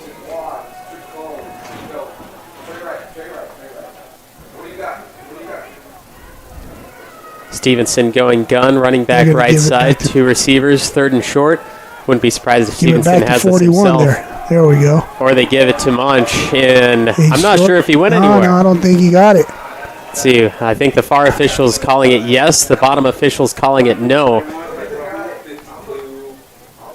I don't think he got it. He hit the line. I saw his helmet, but it's all about that ball, and the he's short. Yeah. Far official changed his mind, moved back, so now it's 4th and short still. What do you do? 4th and short, deep in your own territory. Do you pull a Detroit Lions and, fake punt on? No. Well, 2 things. You could go for it, or you could just wait and take as much time off the clock, take a timeout, and then punt. And go in 13-10. I think that's what they're going to do. First timeout. Or he could talk about it and go for it, but I don't think he's going to do that. First timeout made by a team in the first half. 2 minutes, 15 seconds. And we'll see what the Reedley Tigers decide to do after this break. Football on NorCal Sports TV is brought to you by Shabo College Athletics. Shabo College Football. Learn more about our program at athletics.shabocollege.edu. American Asphalt, taking care of business in Northern California for over 35 years. The NCSTV Summer Sleepaway Basketball Camp. 5-day overnight basketball camp in the Sierra Foothills for 4th through 12th grade boys and girls. Go to norcalsportstv.com/camp to learn more and to register. And meeting rooms on demand. Tigers bring out the punting unit down by 3, and the Chabot Gladiators will have another chance to push their momentum forward into the half. 2 minutes, 15 seconds. You got that 2-minute drill depending on where Chabot gets the ball, but the Reedley Tigers will give them their placement with this kick from Osho. I'm not sure who's back deep there for Chabot. He's got to make a decision here on a fair catch. He should fair catch, yes. Great decision. Oh, there we go. Excuse me, that was Hunter Pittman kicking for the Tigers, and great fair catch, making sure you get your hands on the ball. And actually on Thursday, I got a chance to go out to my local high school for the Somerville Bears. I was watching their practice, and they started out their practice by kicking. And they were kicking field goals, and I decided, hey, I'll get the balls for you. You don't have to waste a player. Everyone could be out there on the field. So I go back out there behind the post. Their kicker, Bryce Benitez, launching kicks, and also their kicking coach who played at University of Nevada, Reno, Jake Hurst. He went out there helping him out too, kicked a few. And some of those balls, they hit me in the chest, and I wanted to die. That's honestly what it came down to. I said, I don't want to do this anymore. So catching some of those punts and how much of your hands you can actually get on your ball and still drop it is actually insane. So with all the added pressure of having 4 guys that want to hit you and take that ball from you right around you, I know it's not easy. Yeah, no, Manny Higgins, I was going back to right there. See, because if he doesn't make that fair catch, the ball rolls, and there's no chance for you to, with 2 minutes left, there's no chance for you to score a field goal or a touchdown. So by him fielding that ball, he saved his team a lot of yards there. So now it's the 2-minute drill for the Chabot Gladiators. Furia will roll left side, has to throw across his body. Not going to throw it at all, and yet the sack comes for the Tigers, and the frustration comes from the Chabot coaches. Well, I like what was called there in regards to Sanchez. He's going to start chipping those defensive ends. You'll see number 2, Sanchez, chips them there, but you can't keep them. A 13-yard loss on 1st and 10 makes it 2nd and 23. Furia in the Chabot offense has been known for their big plays in this game so far, but can they get one in the biggest time of need before the half? Only 90 seconds and counting in the second quarter. Furia has 1 back and 4 receivers looking for that breakaway big play. The secondary has 2 safeties resting at the 40, but they go run game instead, surprising the defense. A decent gain on 2nd and very long. They're going to start using their timeouts if they didn't call one out. Yeah, there it is. Yeah. See what happens there is they ran the ball. They had a take the timeout to stop the clock. Decent run, gaining 5 yards. 3rd and 17, and now what do you expect Chabot to come out running? Well, what will happen is on the other side over there, Reedley, I'll start with them, they're going to be ready to call another timeout if it's not a first down. And the reason why is because they won't try to keep as much time as they can. Now, if it's an incomplete pass, obviously they won't do that. So it depends. If you're Chabot, you're winning right now, you could call a run play, try to take as much time off the clock, knowing he's going to waste the timeout, and then you're going to punt. However, you don't have a punter. It's true. So all this is coming into effect right now. And actually, the backup kicker did a good job from the kickoff. Of course, kicking and punting is a little bit different, but from the 50, he was able to put it into the end zone. So if they still go with the same route, maybe Chabot has a chance, but we don't know. We don't know, That's the question mark. So now that puts a whole different equation. And now, assuming that the punter is the guy who kicked, that was Lee John Majerus, okay, well, maybe he punts the ball here and there, but does he actually take the snap? Those are things that you got to consider. Is he fielding the snap, or is he just grabbing the ball and let me get my kicks in here, Coach? And Reedley has busted through that special teams line a few times and put some pressure on the former kicker Umeki. So just so many things go into play, and so Chabot definitely wants that first down and doesn't want to result in their special teams unit. Correct. Furia pointing out the defense on 3rd and long. He's got two safeties. Furia over the middle, incomplete, stops the clock naturally without Reedley having to do anything. Yeah, that's in the favor of Reedley there. And now it's 4th down, and here comes the unit for Chabot. 1 minute, 13 seconds is a lot of time, especially with the powerful offense of Reedley. Oh, wow. We got 45. He does everything. Come on. He's going to be the punter? I jokingly said I don't want a Fangoop who tells people he plays offense because he's got 45, you know? So now when he tells people I'm a punter, they don't believe him, but now he's actually doing it. This is great. Look at Fangupo. Here we go. The sophomore defensive lineman. Fantastic paint time inside the 40 and the Chabot down off the helmet, live ball. And I think Reedley somehow able to regain control, bouncing off his helmet. Ron Van, the sophomore receiver and punt returner, nearly gives one away to Chabot. Fantastic punt. Great job by Fangupo coming in and punting. And look at this. Wow. That ball came out, but, man, he recovered it. Dangerous, as you know, fielding those balls. Tough job, them punt returners. We got 1:03 left. We've seen some nice Reedley passes. We've seen Kaysen run the ball very well. But what do you do when there's a minimal amount of time and you have almost 70 yards to go? We see what the Stevenson offense does. Uh-oh, we got a penalty. He's got his mouthpiece out. I don't know if they would call that, but they're looking at the right tackle now.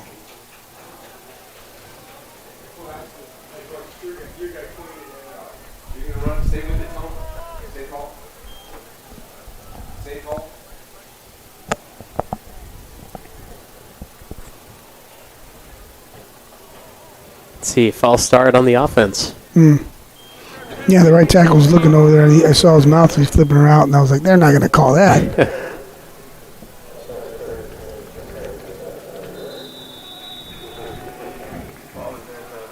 All right, so here we go. 1st and 15. 4-man rush they're showing here. 2 safeties for the Gladiators. Stevenson going air raid. Throws it on a rope to the right side. Stays inbounds, but he gets the first. Really nice throw by Stevenson to put that ball right out of the reach of Ventura in front of the cornerback. Perfect play for the Tigers, so they have to stop the clock to move the chains, but now... He gave him a first down? Yeah, he did. I thought he was a little short. First down. The clock with 54 seconds left. Remember, the chains, they don't have to stop. I mean, the reset, in college football this year, though, they don't stop to set the chains. New rule implemented this year.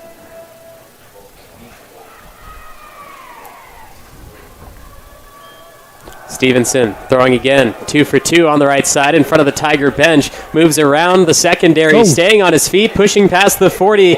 Extra room going. Wow. And finally blown dead at the 35-yard line in 42 seconds to play. 2 beautiful offensive plays called by the Tiger sideline. Yeah, and you know what? Number 78, Jacob Bray, getting downfield, man. That is a big man. He ran all the way down there to help his teammate. We see you, 7'8", man. That was the biggest guy out there. Under 40 seconds. Tigers to Stevenson. Stevenson to throw. The throw is caught inside the 30. Positive yards keep going for the Tigers. 3 straight plays going the same place. There's a penalty marker on the field. Roughing the passer. That's going to be 15. They're definitely in field goal range now.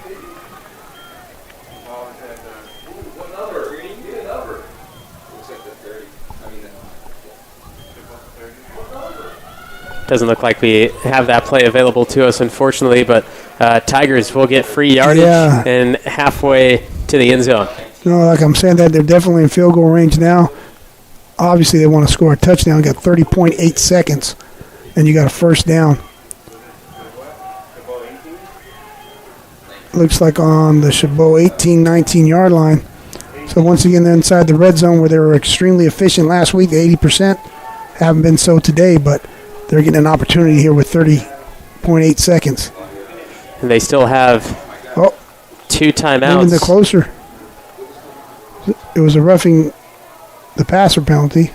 They walked it off, and then they reloaded it now and moved it closer.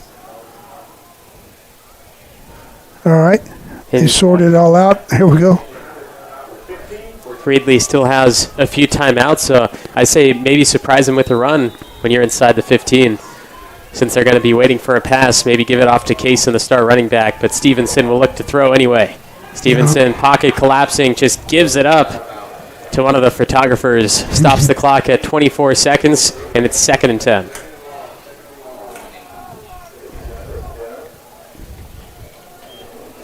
Really good coverage there by the Gladiators. They had trips down here at the bottom of your screen, single receiver up top.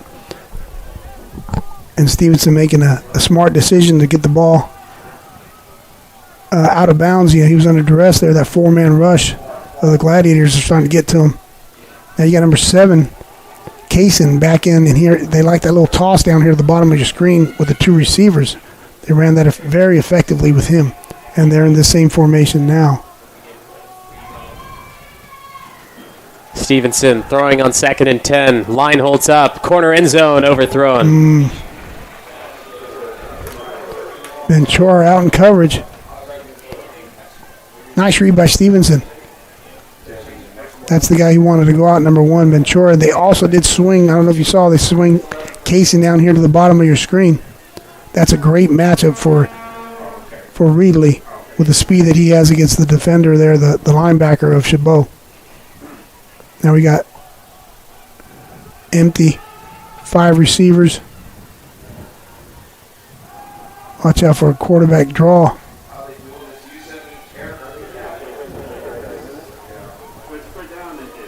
Third and 10.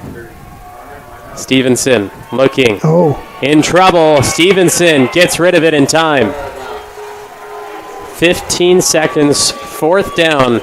And Reedley might have to settle to tie at 13 apiece. I know it wasn't a design quarterback draw. I said look out for it, but he hesitated there. You'll see him. Look, you see DJ Stevenson looking, counting the numbers in the box, looking around, and you'll see him. I think he was going to take off like right there. You see, he planted his foot. I don't know if he was going to throw the ball there. Or he was going to take off and try to get as many yards as he could. But regardless, Chabot's defense playing tough here, and now they're going to attempt a field goal. Number 47. Evangelo to tie it. That's low. Drop down. It goes and they low. hold.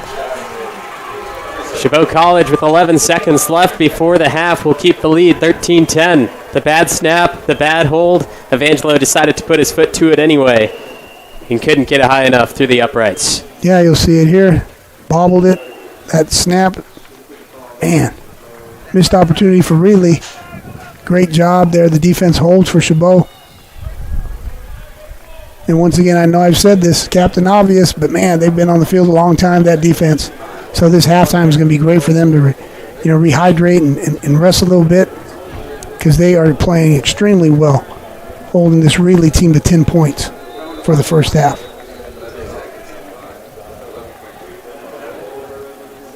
Looks like the Gladiators will come out to take a knee and send it to the half. The halftime adjustments are going to be large for these teams, as most of these scores have come from big plays for Chabot, and for Reedley, they've taken their time moving that ball down the field. But we'll see what the adjustments are when we come back for the second half. The Gladiators have a lead for their home opener, 13-10 over the Reedley Tigers.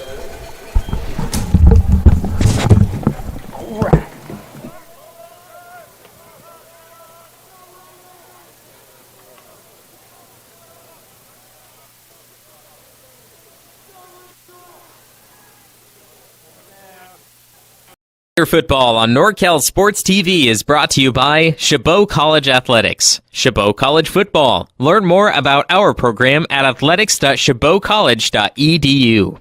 American Asphalt, taking care of business in Northern California for over 35 years. The NCSTV Summer Sleepaway Basketball Camp. 5-day overnight basketball camp in the Sierra Foothills for 4th through 12th grade boys and girls. Go to norcalsportstv.com/camp to learn more and to register. And meeting rooms on demand.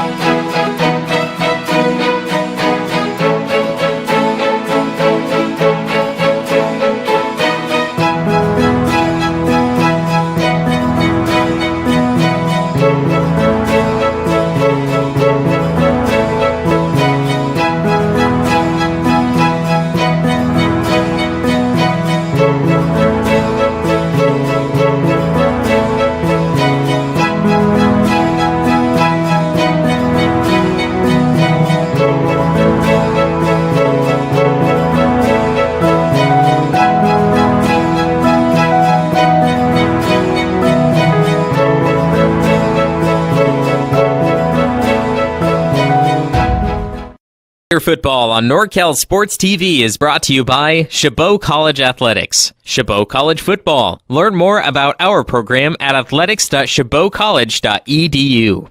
American Asphalt, taking care of business in Northern California for over 35 years. The NCSTV Summer Sleepaway Basketball Camp. 5-day overnight basketball camp in the Sierra Foothills for 4th through 12th grade boys and girls. Go to norcalsportstv.com/camp to learn more and to register. And meeting rooms on demand.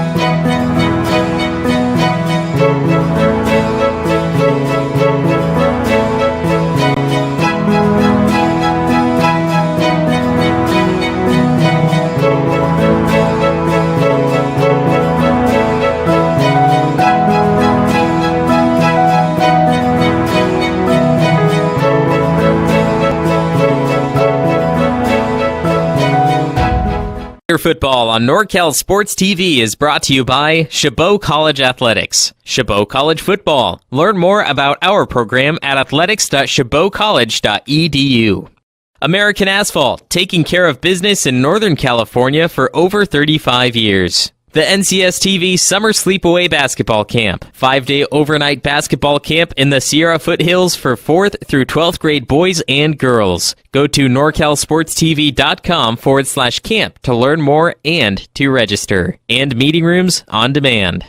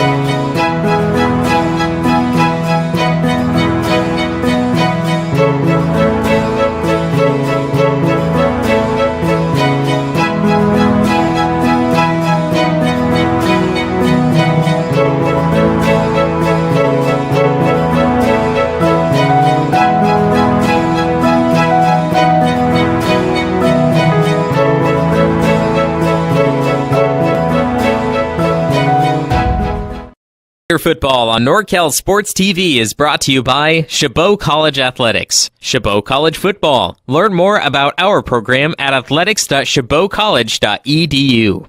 American Asphalt, taking care of business in Northern California for over 35 years. The NCSTV Summer Sleepaway Basketball Camp. 5-day overnight basketball camp in the Sierra Foothills for 4th through 12th grade boys and girls. Go to norcalsportstv.com/camp to learn more and to register. And meeting rooms on demand.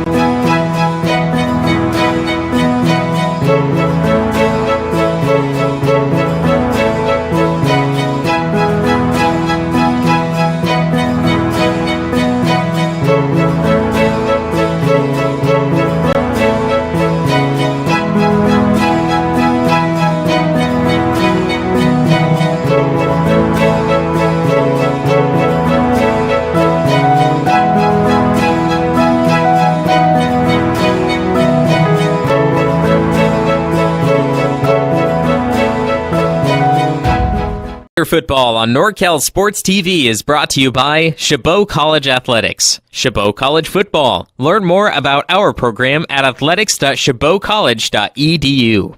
American Asphalt, taking care of business in Northern California for over 35 years. The NCSTV Summer Sleepaway Basketball Camp. 5-day overnight basketball camp in the Sierra Foothills for 4th through 12th grade boys and girls. Go to norcalsportstv.com/camp to learn more and to register. And meeting rooms on demand.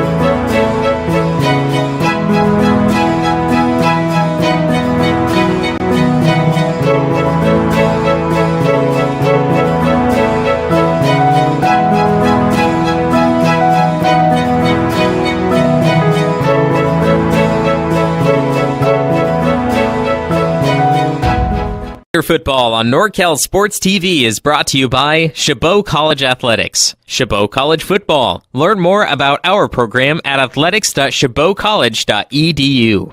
American Asphalt, taking care of business in Northern California for over 35 years. The NCSTV Summer Sleepaway Basketball Camp. 5-day overnight basketball camp in the Sierra Foothills for 4th through 12th grade boys and girls. Go to norcalsportstv.com/camp to learn more and to register. And meeting rooms on demand.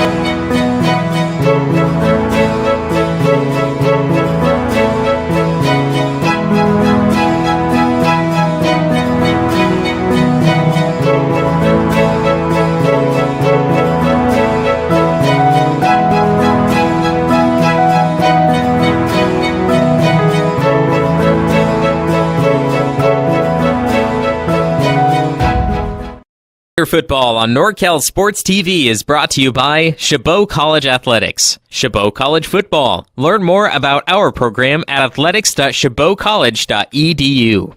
American Asphalt, taking care of business in Northern California for over 35 years. The NCS TV Summer Sleepaway Basketball Camp. 5-day overnight basketball camp in the Sierra Foothills for 4th through 12th grade boys and girls. Go to norcalsportstv.com/camp to learn more and to register. And meeting rooms on demand.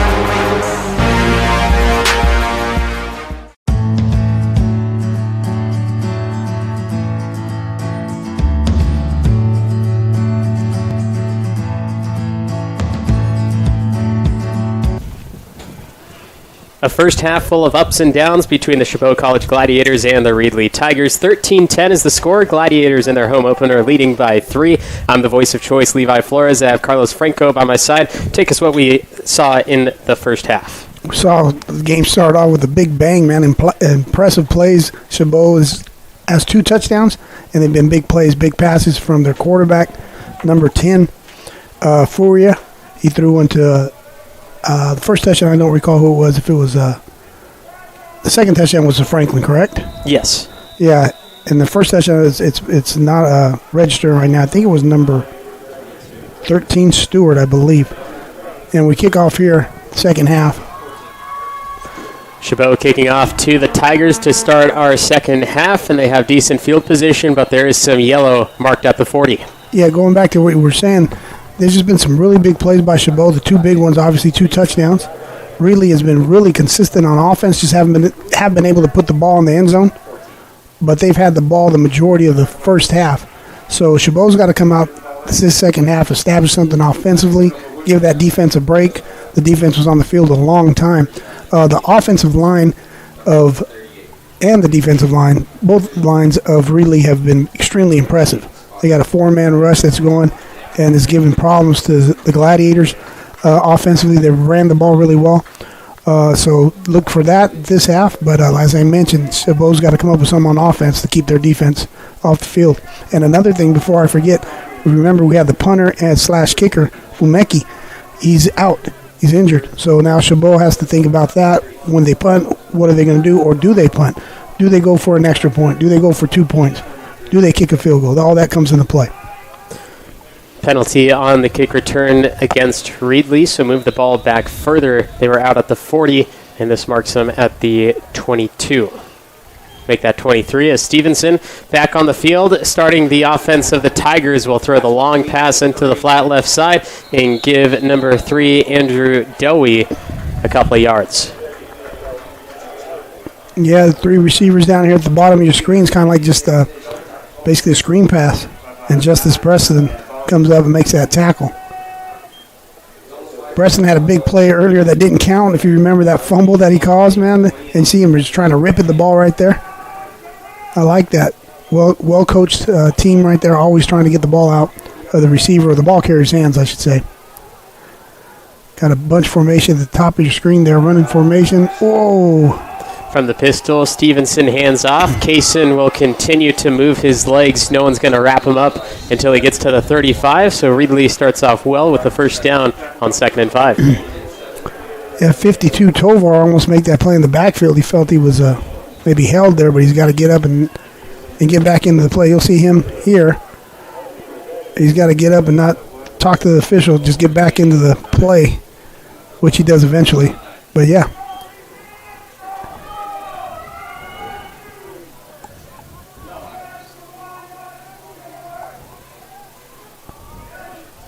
First and 10 from the left hash. Stevenson back in the pistol. Handoff Kaysen. Kaysen moving. Kaysen driving. Kaysen first down. He's still up. Going to stop his forward momentum after a gain of 12. Now, I talked about Kaysen's elusiveness early on. Now, you'll see him just running really, really hard right here. Just won't be denying. He's got some offensive line, 78 upfield. And you'll see all those big guys come into play again. You'll see a bunch of white shirts running up there and still pushing and still pushing. That's excellent effort by the offensive line and the running back, Kaysen, 7. And that's something we just talked about before the game started here at the second half. That offensive line and defensive line, they've been very, very physical of Reedley.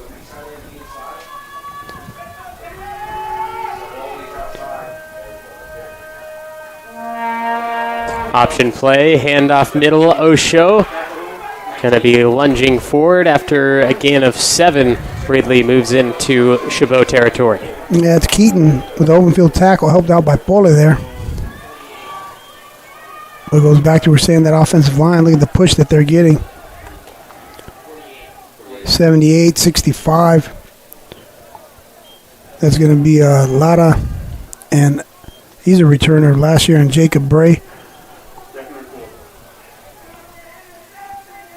You know, I like about the offensive line, they're communicating well with one another as well. Handoff back to Osho, first down, and just methodically moving their offense. Yep. Just getting behind those big guys and pushing. Hat on hat, as we call it. Little extracurriculars going on right now. And we saw this in the first half as well, where Reedley would move this ball slowly, just play after play, 4 or 5 yards, exactly what you need. But this time, not as much passing in their first drive back. You know, and DJ Stevens is very, very capable of keeping the ball and running himself. So he puts the defensive. Oh, we got a penalty. We talked about the extracurriculars that were going on there. But as I mentioned, DJ Stevens is very, very capable of keeping the ball himself. And what's the penalty is going to be? Unsportsmanlike versus the Gladiators. I can hear the coaches right now saying that's unnecessary. We don't need that. They're moving the ball so well right now. The last thing they need is extra momentum. And now the ball is going to be placed at the top of the high red zone, 25-yard line. And the Chabot defense needs to get themselves under wrap and say, hey, we're here to play football, not talk. Correct. There's the extracurriculars that were going on that I mentioned, but now that cost your team 15 yards. So we get back to play here. We got number 18 at tight end. Got this 11's personnel here. Now we got 2 tight ends. Option play, Osho nearly taken in the backfield, gets a nice block down the left sideline, and a 10-yard gain out at the 15. Correction, they had 2 tight ends, 85s in the tight end top of your screen, so they came out 2 tight ends, 1 running back, heavy run formation, brought in some extra beef, we'll call it, and they're just going to run the ball. You know, I'd still look for Stevens to pull one of those and keep it and get around that corner. Try to put number 40 in a predicament there for Chabot at the top of your screen. Went out slightly early of the yard to gain 2nd and short, and this is where you might suspect Reedley to take that pass, but with the way they've been moving that ball, I expect them to just keep running since that's working so well for them.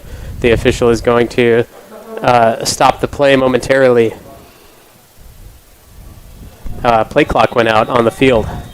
So they're going to keep the time on the watches, and now the quarterback has to pay attention to the back judge when he's counting down from 5. He'll throw his hand up in the air, tick it down, and the quarterbacks just have to be aware of that from this point on. Stevenson, the take, the exchange to Kaysen. Kaysen will be moving inside the 5, trying to spin across the defense. He gets the end zone. Touchdown, Reedley. Yeah, it's that left side of the offensive line once again of Reedley. I don't know if you recall early on in the game, they ran 4 straight plays to the left, between the left guard and the left tackle, and we got a player down.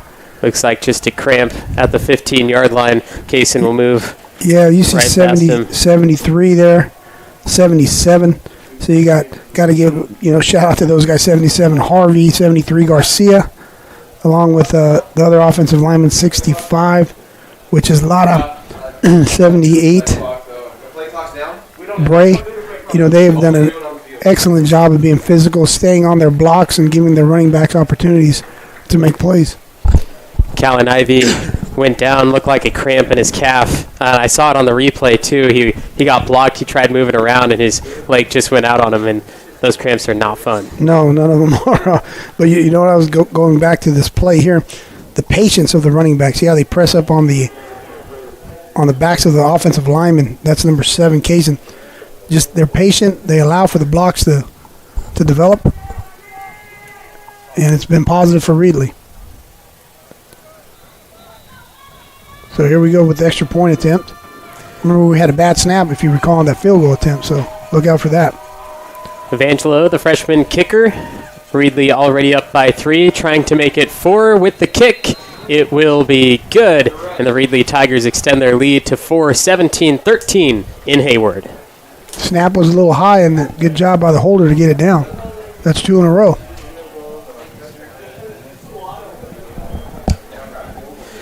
Reedley Tigers, they've had the lead once before. Chabot took it back rather quickly, and Chabot does not want to give this up. We know Reedley's such a good football team, but the Chabot Gladiators proving their worth. Yeah, no, they're going to come out here to see what they put together. We talked about the defensive line being extremely physical and aggressive. One way to slow them down, we were talking here at halftime, maybe get Sanchez involved in some screen game here with him, maybe a draw, a little shovel pass, something to use their aggressiveness against them, maybe be able to slow them down a little bit because they have very good snap anticipation. They're getting off the ball very well, and they're only rushing 4, and the 4 that they've been rushing has been effective. So hopefully they can slow them down a little bit. Ball comes back to the Gladiators, received at the 12-yard line. They'll try the middle of the field. Oh, nice return here. Past the 30, past the 50, tackled from behind. The chase down came from Andrew Monch, but the Gladiators first got into the Reedley side of the field. Same thing that we saw earlier. You remember it was a return right. Set up extremely well. You'll see there comes the picket fence, right? The wall coming out. 32 Lackenmeyer. You'll see him running like he's on fire there. You'll see him out front of see him there, out looking for work. Nice return, man. Everybody's running towards the ball, running towards the defenders. There's been 2 nice returns. Maybe look for one to break if they have to return one more. Hopefully they don't have to. That would result in a score for the team, but looking good on special teams on the kick return. All right, so here we go. Defensive line chomping at the bit, ready to attack. Furia looking to pass. Goes deep right side, looking for Malay, excuse me. And that one's incomplete. But then a flag comes out inside the 10. That was a late flag. Now, they were pushing and shoving a little bit there. I don't know if the referee's going to let it happen. You'll see here at the bottom of your screen. Nice protection. Nice throw, giving his receiver a chance. Oh, he didn't get to see it there. They were definitely pushing and shoving a little bit. And I don't know if it's going to be pass interference, but it was more of unsportsmanlike conduct just from what we saw, and that's exactly what they are going to call. And it's against the defense, yeah. Maybe the defender started saying something to the referee. I definitely saw the back turn around and, face his counterpart. We'll watch it again. We don't see a lot of contact from our replay. But watch number 2. He faces him, nods his head, says something, and that's when the flag comes out. So first down, Chabot. Free 15 yards. Furia Pass left side and drop down. No gain. What a way to hold on to that ball as well.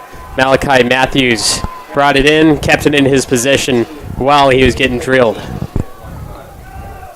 Yeah, they swing Sanchez out to the bottom of your screen, run a little under route there, but the defender was not fooled.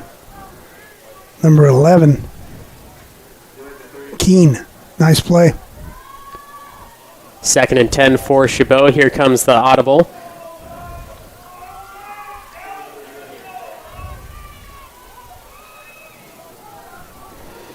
Play clock down to 5. Furia, snap. Uh-oh. Back to the pass. Defensive lineman came flying through. Oh! Overthrown, nearly intercepted, and nearly caught. So many things that could go wrong, but other things could have gone right. Fortunately for Chabot, it drops dead and complete. A big man got loose right up the A-gap here. You'll see him just whoosh, coming right through. I can't make the number. I believe that's number 99, O'Neal. That was 99 O'Neal. He was in the backfield instantly.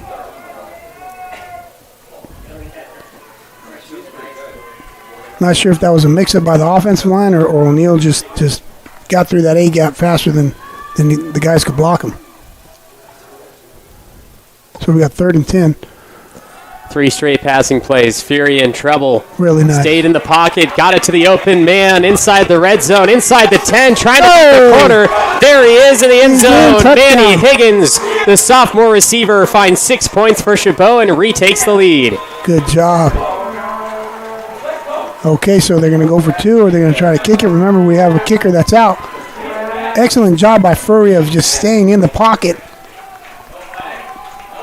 He's tough, man, being extremely brave back there because he's taking a beating. You'll see him. Looks at his first read, buys some time, stays in the pocket, delivers a strike to 16, running across the field, running a post route, and then he does the rest. Touchdown. Lee John Madras attempting the extra point. This one's good, and the backup kicking crews have been doing phenomenal for Chabot. They retake the lead up by 3, 2017 over the Reedley Tigers on NorCal Sports TV. You'll see the touchdown again. Faria just staying in the pocket, finding his receiver, continuing to work. That's really good. And you know what? That the next man up mentality has just been, it's just awesome. Shows the character, the DNA of this Chabot team. You mentioned the kicker that was out, so you got 2 different people now that don't play the position of place kicker, of kicking off, punting. You know, next man up mentality, guys showing that they're multi-talented and doing what it takes to win this game for their teammates.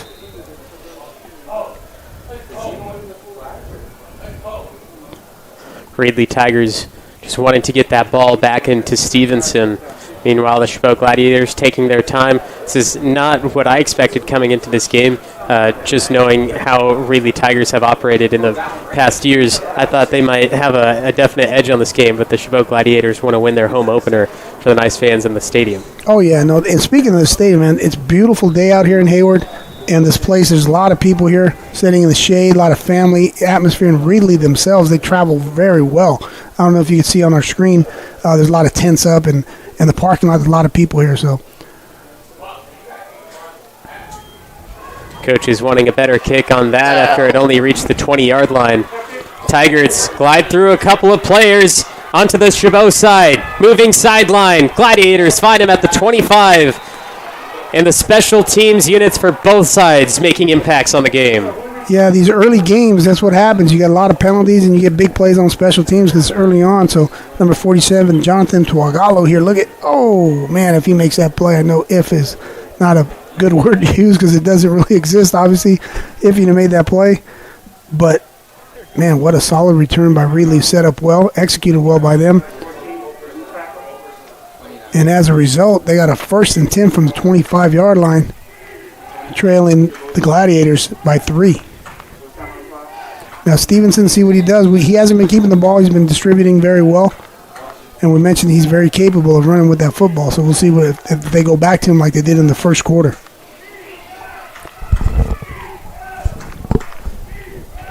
Stevenson, pistol, handoff, Osho.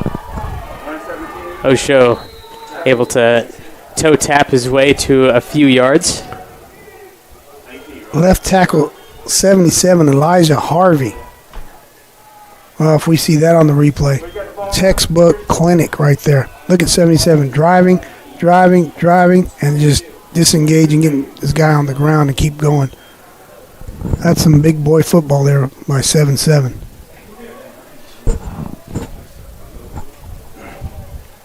Eight minutes, 20 seconds left in the third quarter. Chabot 20, Reedley 17. Stevenson with Osho to his right side and a couple of receivers. Uh-oh. Stevenson nearly drops it, uses the option to take it himself, and a shoestring tackle dropped down just for a gain of 1. He was hit behind the line, but lunged forward the ball to get 1. Yeah, that's the punter, 45, Fangupo. That also plays a little bit of defensive line, yeah. No, but in all seriousness, great play by Fangupo. However, he comes up a little bit lame. We'll say his arm, he came off the field holding his arm, and his arm was bent. So hopefully that's not serious, because as I mentioned, in all seriousness, he is also punting. So hopefully he's okay. Third and medium, Stevenson. The exchange to Osho. And Osho is close to that line. Goodness. We had another missed tackle back there. I'm not sure if that was 33 or 32. Oh, those are tough. I know it's easy for me to be up here and say, hey, you got to make that play, 33, Keaton, but he knows more. He feels bad enough, trust me, but goodness, got to make that play there. That brings up a 4th and 1. Osho moves to the sideline. Paul Sharp, the freshman defensive lineman, will play fullback behind Stevenson. Now, this is the gentleman they brought in for the short yardage stuff. Oh, he's going to go under center here. Quarterback Stevenson, sneak. Quarterback sneak, bounces off the line, and I think he got it. Did he? I don't know. A lot of people don't do that anymore, getting under center. So sometimes you get that, go over there, you don't get the same push, but in this situation they do, okay? The referee's signaling first down. You'll see him come under center there. Man, that was close. That was really close.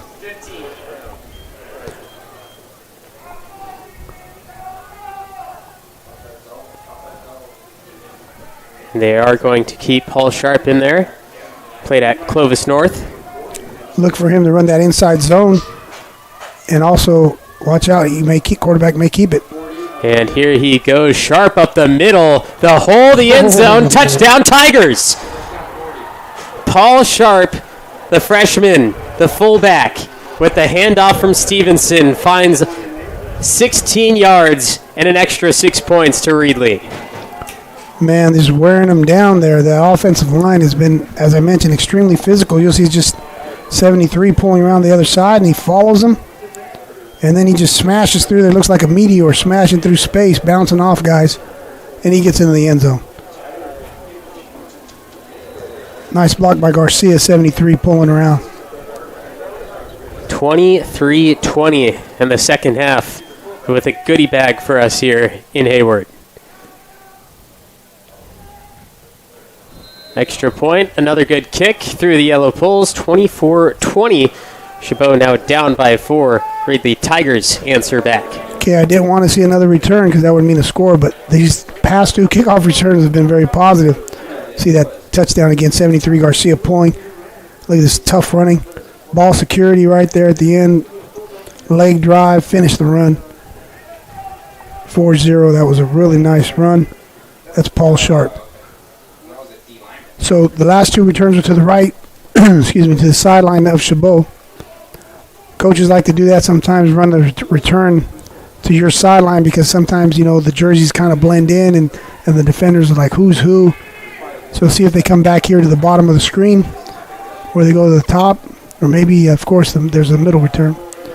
Better yet, let's see if they even kick into them because they've had 2 positive returns, so you really might try to keep the ball out of their hands. It's true. Last time they went for the return, they got to the 48, and they do launch this one to the corner. It'll be returned from the 8-yard line, and that is Josiah Cody. Ooh, ball came loose. Chabot jumps on it thanks to Jonathan Tuagalu, able to get there and keep possession for Chabot, or else that could have ended badly. Ooh, Mr. Hill, 49. Man, you'll see this tremendous hit. So you see the return had a good wall set up, and then you'll see Hill come in and just lay some wood right, bam, right there. Ball comes loose and heads up play by 4-7 of Shabo to recover that. That's Tuagalu making a big play. Heads up play, recovering the fumble. And after all that, another solid return. We're going to take over here Chabot at the 33-yard line.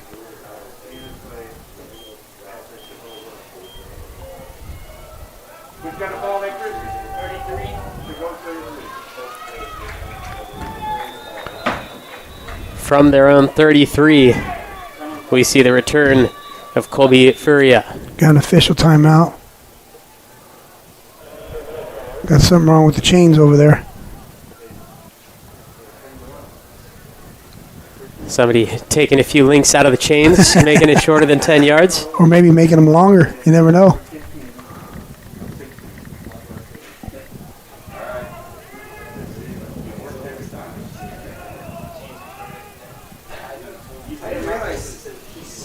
We got 24-20.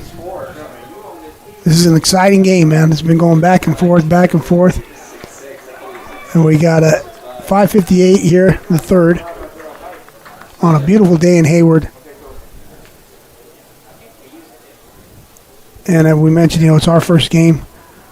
And we're trying to do our best here. And the officials, of course, do. There's mistakes here and there that even now the chain crew is they're acting up over there as well. So there's going to be a little bit of delay here.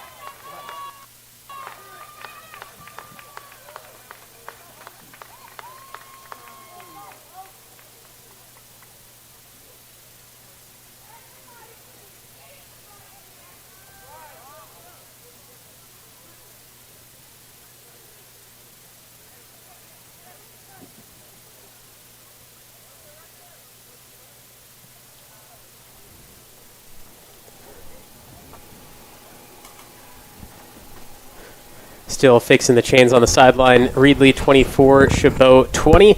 And let's thank some of the sponsors of Chabot College football on NorCal Sports TV. Of course, Chabot College themselves.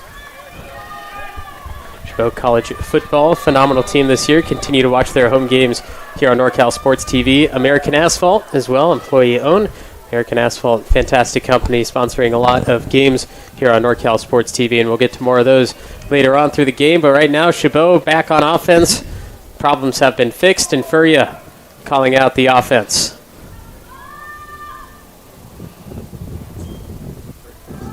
Furia throwing, plenty of time. Over the middle, dump down, tight end, catch, 5-yard gain before the loss of forward momentum. Yeah, it's Sanchez getting involved in the passing game there. Now, they showed a 3-man rush, something a little bit different. 97 was over here on the edge, came from space there, so it kind of threw Furia, off a little bit on his read. And he got the ball to Sanchez. Furia. Defense flies through, sacked to the backfield.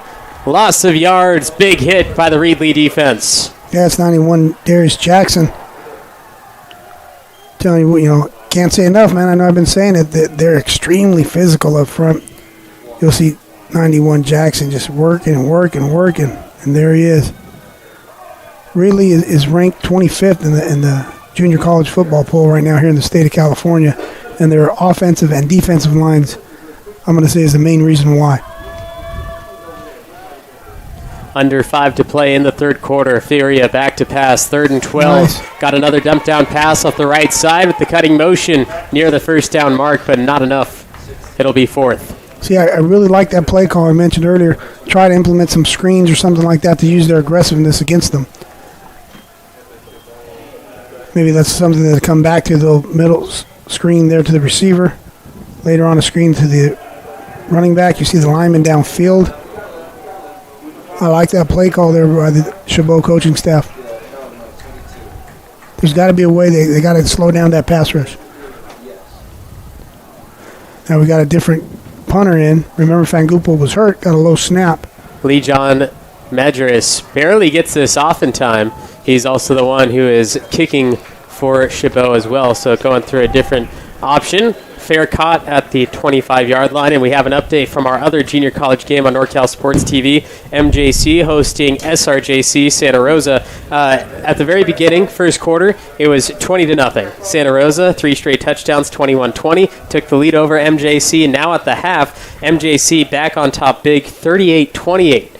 So 3 touchdowns in the second quarter, and SRJC had 1. So that's another big game going back and forth, and I'm sure the coaches go from having a heart attack and then go from being very, very happy and back and forth. But I think that's just a coaching thing anyway. The highs and lows, man. Get gray hair early or lose the hair early. Handoff for Reedley's first play on this drive. They get 1. They get 1 there, and 41 of the Gladiators there. That's Sean Otuiva making that nice play. Now they're going to put, you'll see here, Otuiva making that play. They're going to put him in a predicament pretty soon, though, man. They're going to have him in space there, and Stevenson's going to look at him, and he's either going to give it to the running back or he's going to keep it. So that's at the top of your screen. That's got to be coming pretty soon.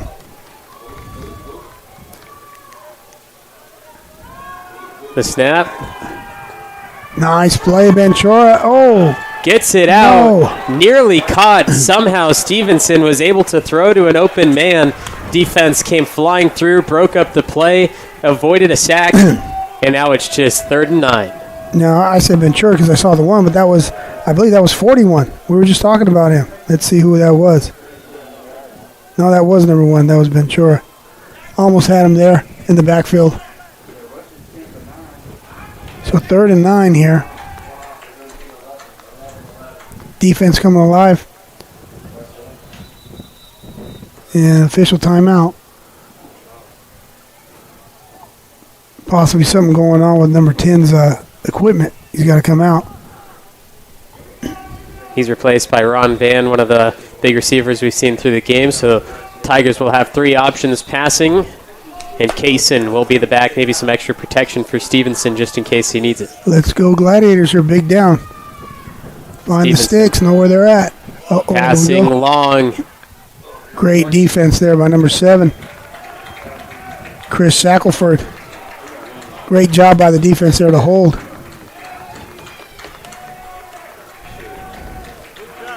Here we go. So we got Manny Higgins back there to receive this punt. Now you'll see here just great protection. Everybody's where they need to be. Number 7 there, not looking back early or anything like that. Shackelford staying with his receiver. That was really, really nice. Well executed by the Gladiators.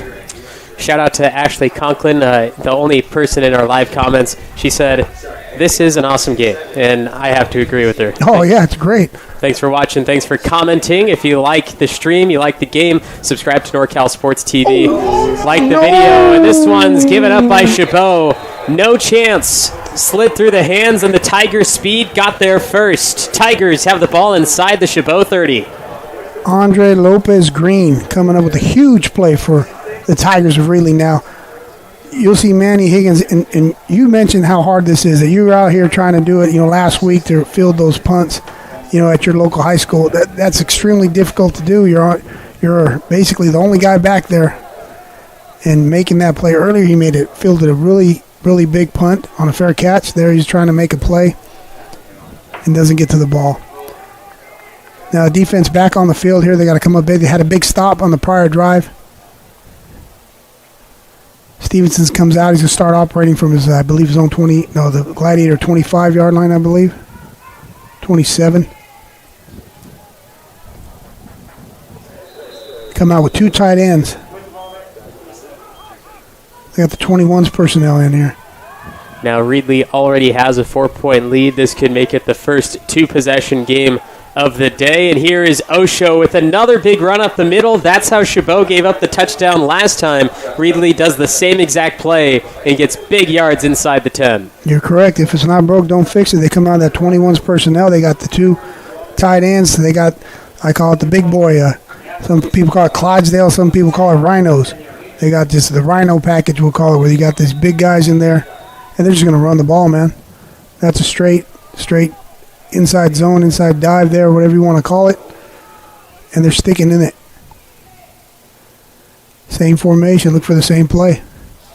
Stevenson keeps it himself. He is dragged down by the shoulder pads, and he's dropped out the 1. Well, I've been asking for that, been waiting for it, because he's been pretty quiet. Said he was going to pull one eventually. Nice play by the Gladiators there to stop him short of the end zone. Is he Ben Chor getting over there?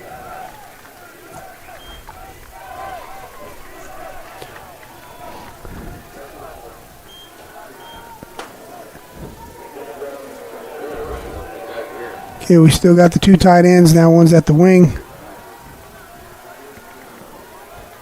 Got to prepare that middle ground. Kaysen gets through the middle, breaks the defense. Touchdown Tigers, 30-20. Tigers leading the Gladiators. Yeah, tight end and the H-back to the right, so they stay in the same personnel, I should say, the 21s. Same play. You got 73 pulling around like he did on the last touchdown. That's Ruben Garcia playing an excellent game. He's coming off the field right now to high fives of his teammates. And basically just power football. That's what it is, man. We live in this new football age. Everybody spreads it out, throws the ball, this and that. But old school guys say, run the dang ball. And this is what we're seeing today. Extremely physical play.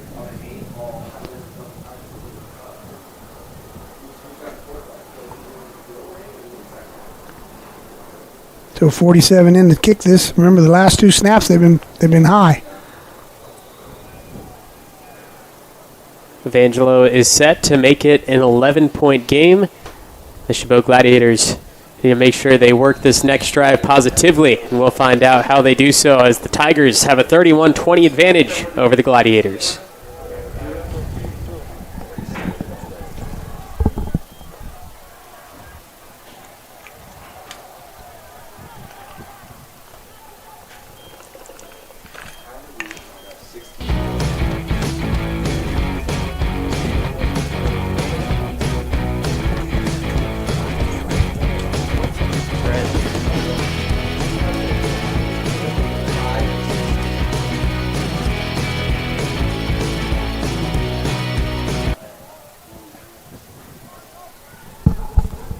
Third quarter has paired well for the Reedley Tigers. They have an 11-point lead over the Chabot Gladiators.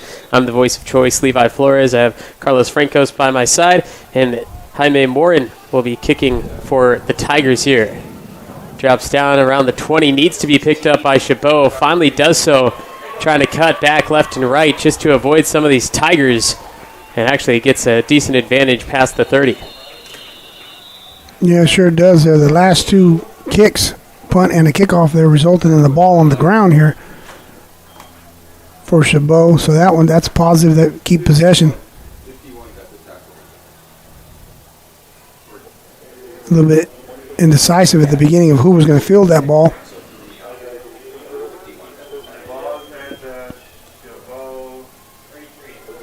So now we got a 1st and 10 coming out here, trailing by 11, 139 in the third.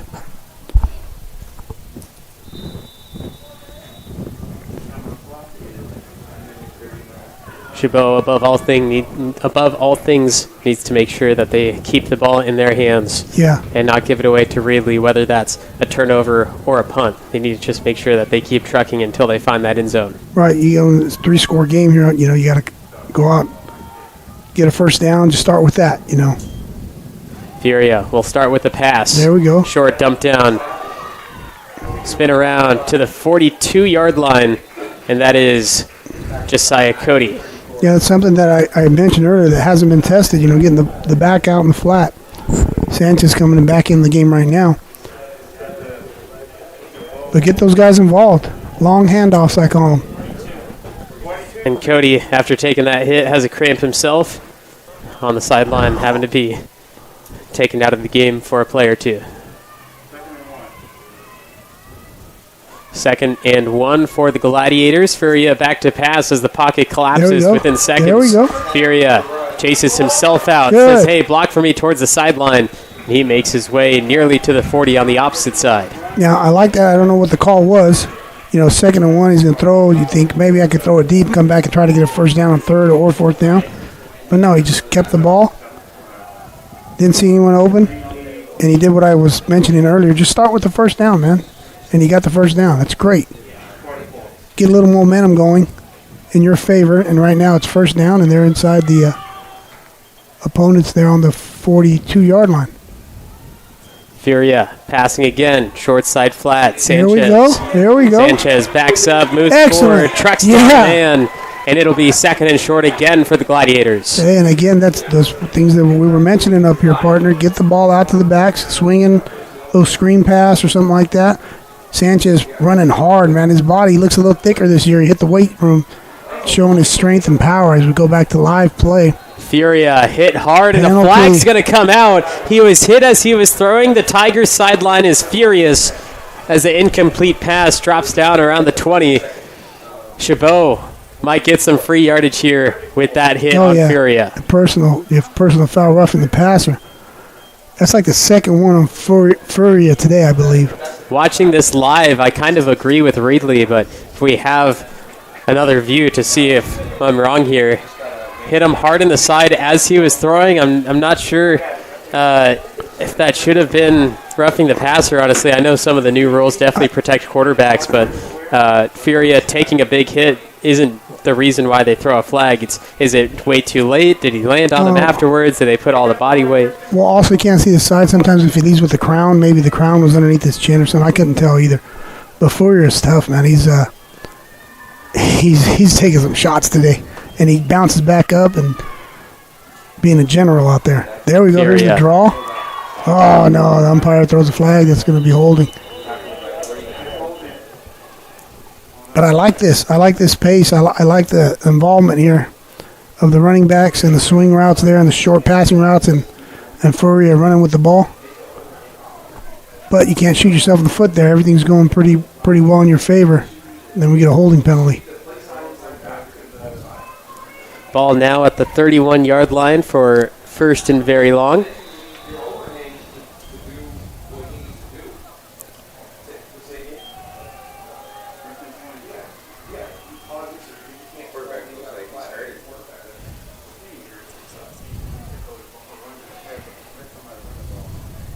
Looks like they're taking some extra time. Yeah, taking it down to the end of the quarter.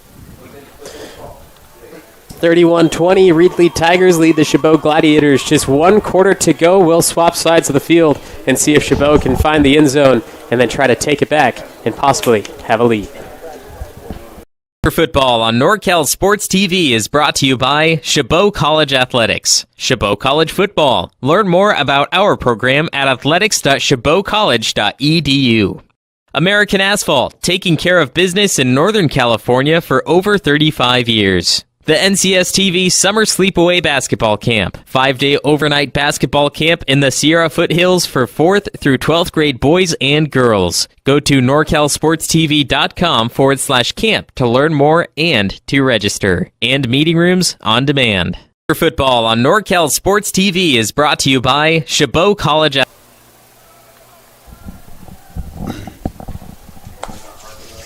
Starting the 4th quarter, 15 minutes to play. Chabot Gladiators ball in hand, down by 11 to the Reedley Tigers. I'm the voice of choice, Levi Flores. Carlos Franco by my side today. Carlos, 15 minutes. Obviously, Chabot has to score 2 touchdowns to get back into play. It all starts here, though. They're at the 31-yard line. They have to score fast, too. Yeah, final 15 right here. Like you mentioned, the 2 scores that they got to have. And it's got to happen quickly, and they got to get the ball back. And that's going to be tough because they've been running the ball very well over there for Reedley. Furia in the gun with Sanchez to his right. Furia been passing all possession Long. And here he's jumped on from behind. That's 94. He just keeps working. That's Aiden Merrihew, one of the many defensive linemen. They wholesale. They'll switch them out every 4. You'll see 4 new guys, then 4 new guys. Look at that, just straight bull rush. And he keeps working, keeps chasing the ball carrier, which is the quarterback there. Excellent effort there by 94. Now, you mentioned that they have to score quickly. Definitely. Got to get that ball in the end zone.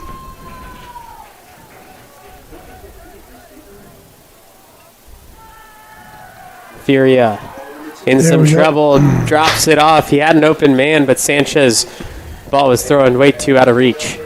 Yeah, now I don't know if Furia threw that behind him because his feet weren't set, or he was just a little bit anxious because he had people around him. But he's been getting harassed back there. Hey, man, there's been a lot of Tigers around him. So now 3rd and a plane ride for Chabot.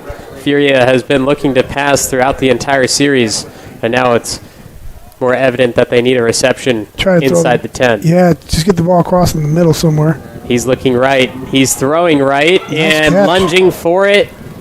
It will not be good. Out of bounds before he was able to have possession inbounds. See, I was thinking they might dial something up across the middle, knowing that they're going to go for it on 4th down, try to get some much yards as they can. I didn't think they would throw it out towards the sideline there. That's a long throw.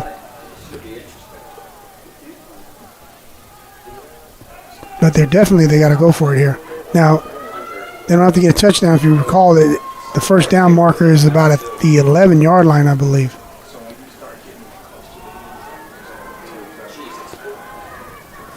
Fourth down, and I believe a timeout is called before the snap.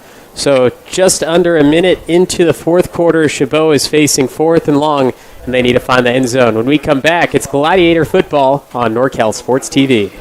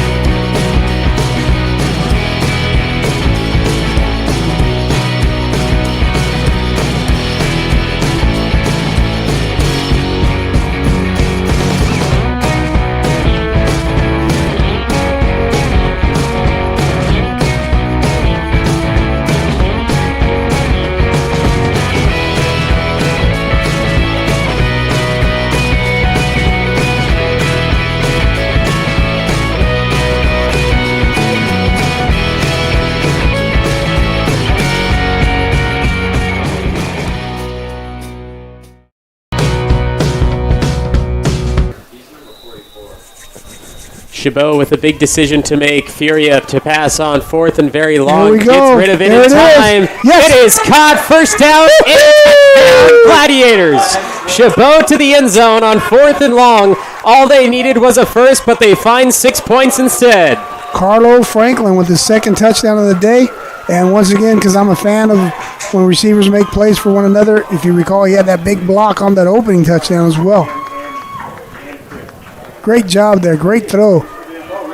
Furrier's tough, man. He's been in there hanging in the pocket. Delivers a strike. Here at the bottom of the screen, you see a little shoulder fake there by Furrier. Little out and up.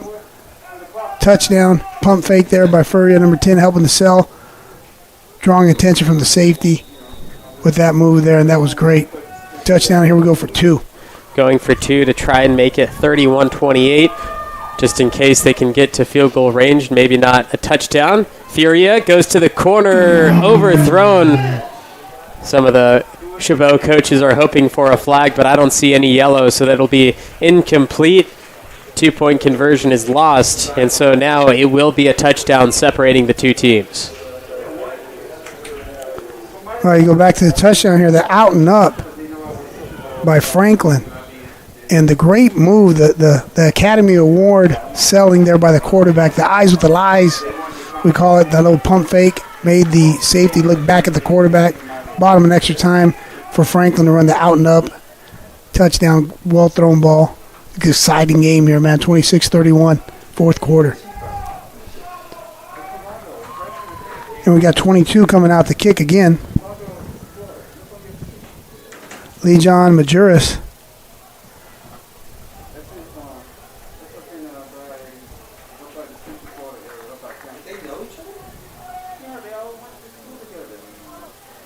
You know what? Majuris has been out kicking and punting.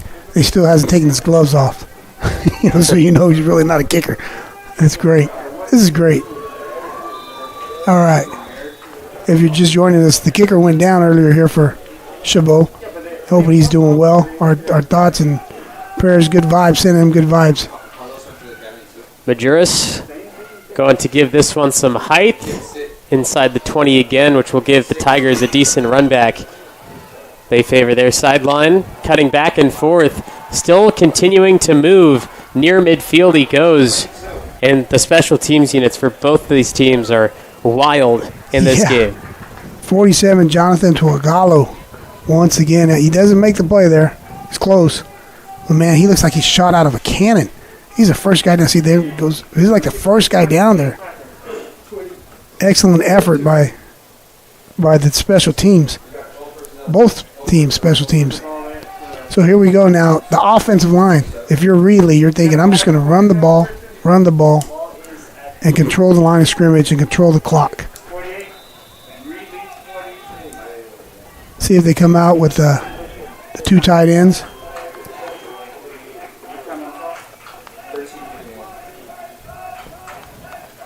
First and 10 from midfield, 13 minutes, 41 seconds in great field position. Stevenson throwing, got it off in time. It'll be into the right side flat, gaining 5 yards. The Tigers will move it with number 80. That is Landon Almeida. That was a shocker to me because they come out with the personnel, the big boy personnel with the two tight ends, 21s. There you see 80 coming across the formation. I didn't think they would come out throwing. I don't think they meant to, but it happened. So here we go. Now you got the same personnel in, tight end here at the bottom of your screen, 85 with 80 as a H-back here. Look for that inside zone. Quick toss to the left. Stevenson. There we go. Hit. Oh, and he completed it. Down. 33. Jamal Keaton had a sack, but somehow Stevenson got the ball out and made a completion there. See this here, 33? Look, that's a sack, but somehow he got the ball off to Keaton, the number 7, I believe. Kaysen, excuse me. And Kaysen, I think he was there for protection, and then he turned around and just saw the ball coming to him. Good awareness by both players. Yeah, Keaton. I got confused, Keaton and Kaysen, but Keaton had that sack right there. Good job by 33. Third down here. Stevenson throwing left, pushing. One-on-one. It is caught at the 20. Ball came loose and incomplete. They're going to say he didn't have possession. Referee had the penalty marker in his hand. He was going to throw it. The receiver pushed off. I think he was going to throw it because it was in his hands. There's no reason for it not to be, but he didn't because the ball was incomplete. Now the defense comes up big right here, man. I know it's still 4th down. You'll see this here. See if you can see him. He kind of pushes off. He didn't see it, but the referee, look, he'll see here. He's pulling the flag, and then it's in his hand, and he doesn't throw it because it was an incomplete pass. But here we go. We got 16 back deep. Manny Higgins. He had that miscue on the last one. Great job by the defense to hold here. They got to get the ball back here. Ooh, high snap. Gets it off in time high, and it's going to go out of bounds. There we go. Way too early, so this ball might be placed at around the 35, 40-yard line. That's a great gift. Got to take advantage of it. So we're back in the same position here. They got to score quickly. Actually, they're putting the ball at the 25, which I don't necessarily agree with. That's where the ball hit out of bounds, but it's where it crosses. So let me get back to what I was saying. They don't have to score quickly because they can take as much time they can. See what the referees do here where they set the ball. It's where where it goes out of bounds on the sideline there. The side judge makes that decision. Right, and they placed it out of at where it hit out of bounds. So Chabot looks like they got cheated out of a few yards, but it'll just force them to play a little harder as we reach the 12-minute mark left in the fourth. Furia rolling right. Take off and run. Just a short 2-yard gain for the Gladiators. Yeah. Good job. Completion there. I was saying take off and run. Sometimes it's easier said than done. I don't know. It's the first time I see Furia. I don't know if he's obviously a very gifted passer. You see him rolling out. I don't know if the running is too much in his arsenal, but he looks comfortable as a passer back there. That's for sure.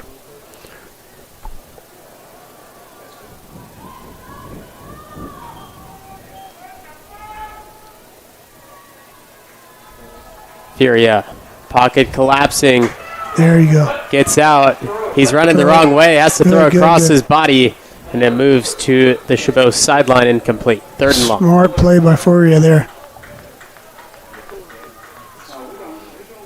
3rd down.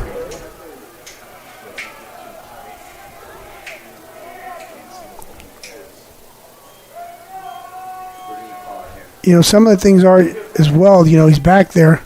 He's holding the ball for a long amount of time as well sometimes, and that's a result of the defensive coverage of Reedley. But by him holding the ball, that gives the defensive line more time to get to him.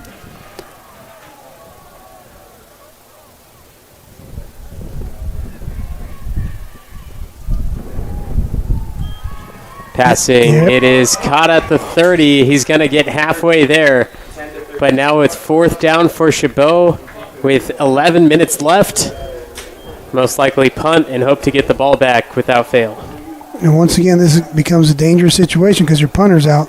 So Furia takes his reads, takes his steps, delivers a strike, and a one-on-one battle. 13 reception there, Stewart. Gets tackled and it brings up a 4th down. So we got 22 back there. Lee John Majuris doing the kicking. Gets this off. Oh, that's off the side of his foot. Bad punt. Not even going to the 50. Not getting a good roll either. Man.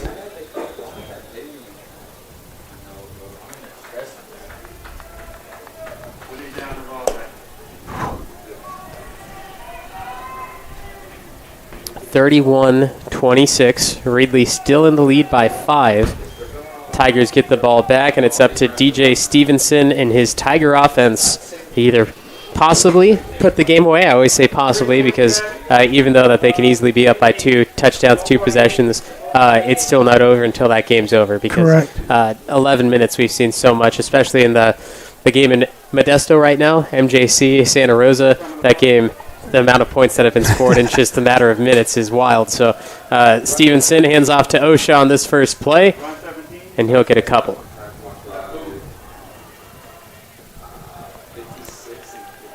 Well, they're going to run the ball. They're showing here back to the left side of the line. They got new personnel coming in here, 39. You see that running there to the left. Zone steps, everybody's running, going towards the left.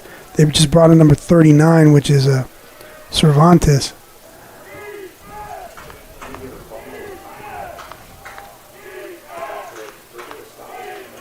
Stevenson, handoff. Loss of yards, big hit in the backfield. Good Gladiators make a nice stop. That's the guy they just brought in. 39 was taking down the backfield. I think that was Viernes that took him down 52. That was a huge play. No, that was 33. I apologize. That was 33 of Chabot. Jamal Keaton, who almost had that sack earlier when Stevenson threw that ball out. So Keaton's stepping up his game. He's making some big plays here in the fourth quarter. Good job, 33. So here we go, big third down, 3rd and 11. Stevenson with options. Looks at 4 receivers. Stevenson throws, almost overthrown, and the ball comes loose on the sideline. It will be Well, you got two officials looking at it here. That fourth down, the ball came out. Fourth down. It looked like he caught it in bounds, but that ball jarred loose at the very end. And so the Chabot defense makes a stop in the time of need and will get the ball back. You'll see here, ball came out. 3 and out for the Reedley offense. So we got Manny Higgins back there again. Going to get the ball back in the hands of the offense. And Furia and his teammates. Number 7 showing he's going to go get it here. He backs up now. They were showing that they were going to go after the block. Beautiful punt for the Tigers. Fielded inside the 15. It's caught this time, so the Gladiator offense returned to the field with Furia down by 5. Oh, and a flag comes late. No.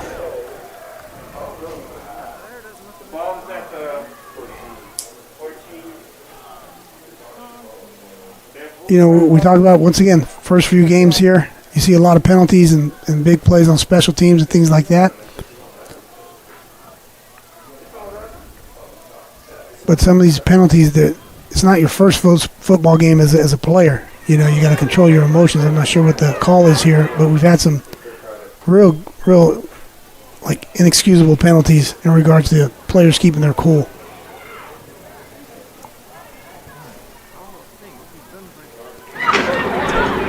Unsportsmanlike conduct on Shabo. Right, it sure is. I was almost waiting to see if there was offsetting on both sides, but it's just against Shabo, so it'll place this ball all the way down to the 7 where Shabo has started before.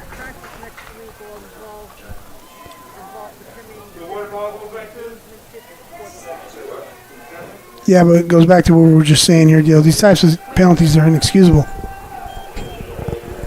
And I know that the coach staff, they'll address it. 8 minutes, 48 seconds. Chabot ball in hand, down by 5.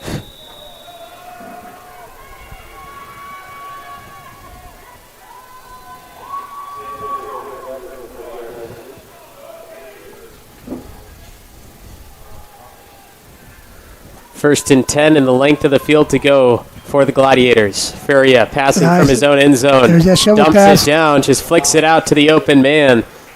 That's what we talked about earlier, a little shoulder pass to the running back, Sanchez, using the aggressiveness of the defensive line against them. Yeah, that's great. Picks up a first down. Gets a lot of yards by himself, then the extra push from the offensive line. Snap the ball fast. Furia deep downfield is overthrown and a pass interference. Great. Latrell Tellis, the sophomore defensive back, getting a handle on the receiver, pulled the jersey, the little tug, gets extra yards for Chabot and will move the ball. Great, I like this. The shovel pass to Sanchez picks up a first down. Chabot gets right back on the ball. Furia has to roll out, throws the ball deep, and penalty there. And just, as you can see him pull his hand back, like, oh, well, I didn't do it, number 2. Yeah, everybody saw it there, Tillis, so it's going to be called against them.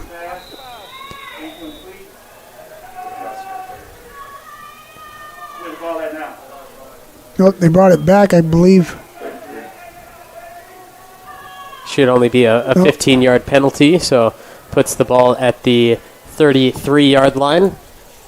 Furia, no doubt he's going to attempt to pass this again, but there is a flag in the middle of the field. False start, Chabot.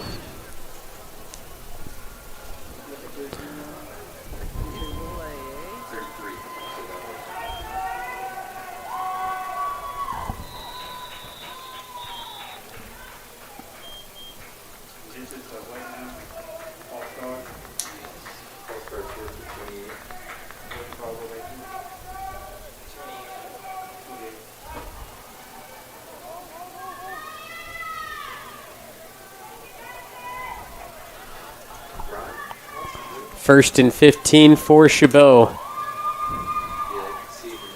Furia, low snap, it's loose. Reedley jumping on it. It's a shared possession as we can see, and the official needs to make the call. Let's see what happens. It goes in favor Wow. Officials taking this long. Both players still holding on to it in the white hat. Giving it to Chabot. They'll stay with it for second and a million. Oh, wow. And, and as a coach, you're like, you don't want your starting quarterback diving in there like that.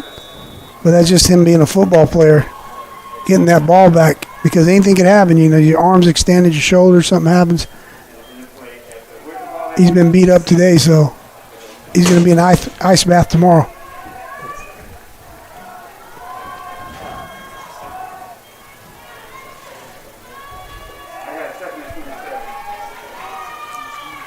So Fourier is looking over here to the sideline. I think they're going to take a timeout. Play clock went all the way down to zeros, and so I think Coach was forced to call the timeout there just because it was counting down so fast. 31-26. We're back in a moment after this break.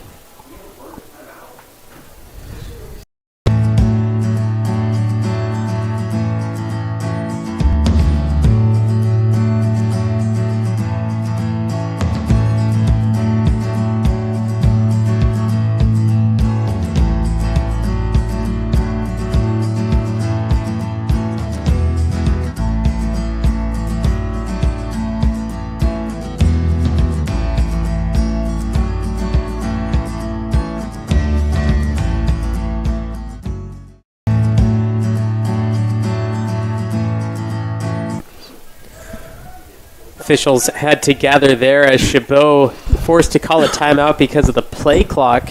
Counted all the way down to zeros before Chabot even had a chance to really make their way to the line. So right now the white hat talking to Chabot's head coach to see what the call will be.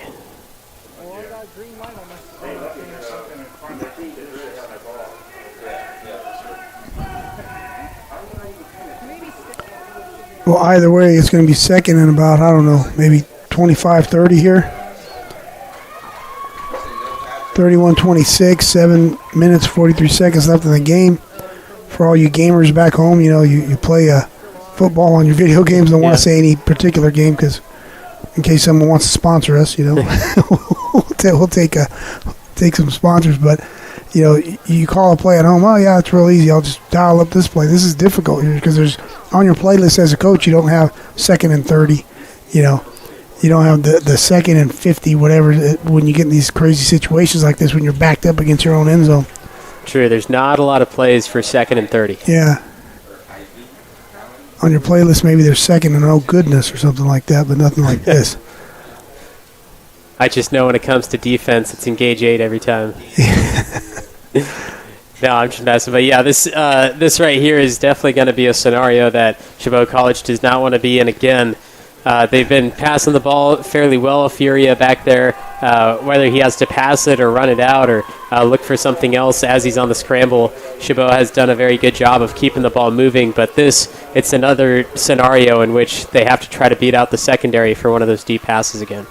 All right, work across the middle, try to get something positive. Just so you could go again on third down. I'm going to say look at this first receiver on the left side. Making a gesture towards Furia. I like Sanchez here out the backfield. Furia throwing. He goes right again. Wow. And it is almost there. Threw a dart, but just slightly overthrown. The speed was not enough to get there. Manny Higgins is just barely out of reach. And you and I were both wrong. Furia is a gambler. He just put all the chips right, pushed them out the center of the table and said, I'm going deep, man. Everybody held their breath here as, wow. Almost connected on that. There's not a lot of playbook options for second and 27. How about third and 27? Okay. And it gets crazy because if you don't get something here and you don't have a punter, recall that, and you're in your, punting out the end zone almost here. So got to get something positive. Here we go. Furia. Oh my. Furia escapes one. Gets off a throw, and it's incomplete. He was looking to the 30-yard line to complete that pass, which wouldn't have been close, but at least would have given them a cushion from punting. And so now they'll bring out a unit to push this one out, and we'll see how far they can get the ball away from their own end zone. Now Fourier's there. He's looking. And the big defensive lineman for Reedley after he tried tackling down Furia, has been on the ground at the 5. So the medical staff of Reedley goes out to help him. And it looks like just slow to get up, gassed out, trying to chase Furia. That's Aiden Maryhill. He's up walking off now. You'll see him. We'll see Furrier's looking downfield, and then Maryhill's pursuing him there, and he falls down, and he just smashes into the ground. You know, that's a big guy smashing on the ground. There's a lot of a lot of weight going there. That he's a big guy and in shape, though, man. He can play. Now, unfortunately, we're in the situation that I was kind of foreshadowing there, where you have your backup punter going back there to field this and to kick it. So here we go. Oh.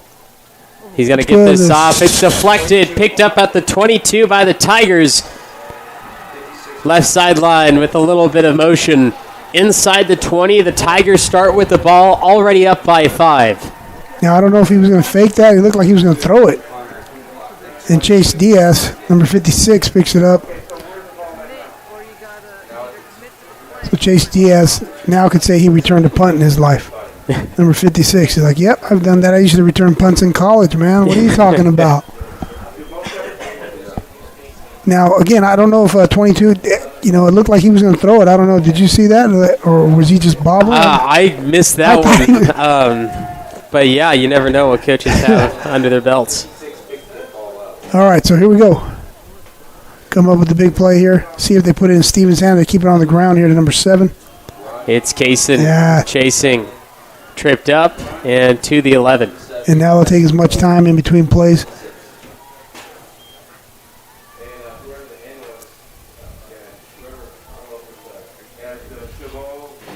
Yep. You'll see here that inside zone. You got 73 pulling around again. That's Ruben Garcia, man. I know I've mentioned him quite a few times, pulling from his left guard position, getting up to the next level.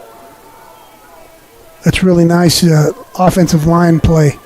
Hats off to the offensive line coach of Reedley.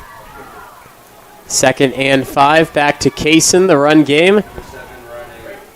And stopped at the 10. 2 more yards. 3rd and short now. And now a field goal might be best case scenario for Shabo. Yes. I was just talking about 73 Garcia, and he's a little bit slow to get up. But you can't get him out of the game, I'm sure. I mean, it'd have to be some serious injury for him. He's playing one heck of a game here. So, again, the clock, they're letting it run down as much as they can, take as much time off. Bringing in a new running back. Kaysen moves off the field, and I believe that is Paul Sharp, who already has a touchdown in this game from the last quarter. They're keeping this 21's personnel. Stevenson to Sharp. Sharp the middle.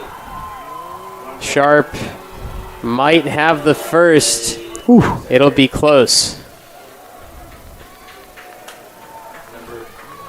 One official calling for 4th down, the other now as well. So it's 4th and inches for the Tiger offense. That was close. That was, I believe, Quentin Mastroprieto pulling around from his right guard position, basically being his counterpart, being Ruben Garcia, 73. They just ran the same play to the other side, and we're short. They're going to go for it on 4th and 1. Stevenson trying to get the defense count, they might take jump. a timeout, Oh, and a flag goes, but it goes to the Tiger side. It might be 4th and 6. And here comes new personnel for the Tiger side. Might be forced to kick the field goal. Yeah, they'd have to do that now. Oh, wow. Yeah, really just hurt themselves there. Here we go. They're going to be attempting the field goal. So now it's up to the leg of the Tiger kicker.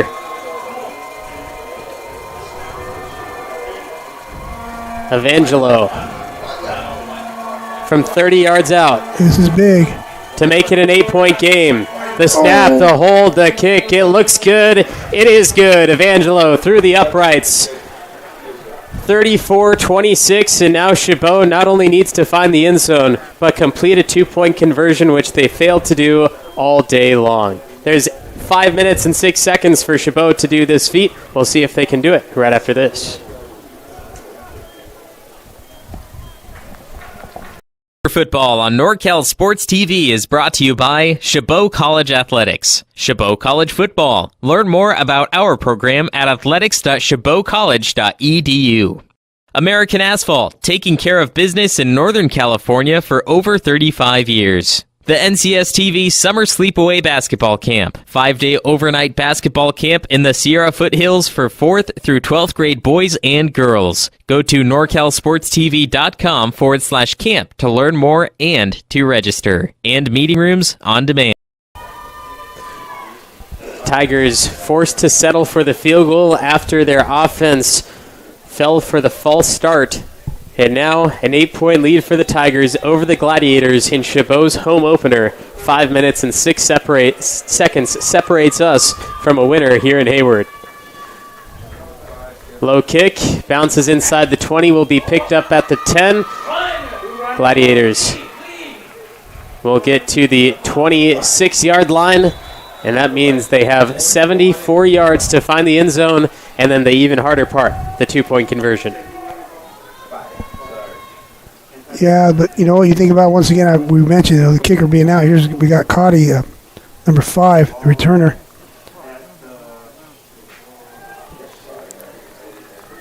Picking up some blocks here from his teammates, but going back, the kicker was down anyways, so maybe they were going to go for 2, but now it's a must. They got to go for the 2, assuming they get the touchdown first. It's exciting, man. It's college football. Less than 5 minutes. You got to score a touchdown. You got to go for 2. You're playing the 25th ranked team in the state. This is great. Furia, handoff to the run game, trying to surprise that Tiger defense. They do get 5 on it. Way to start right there. 2nd and 5.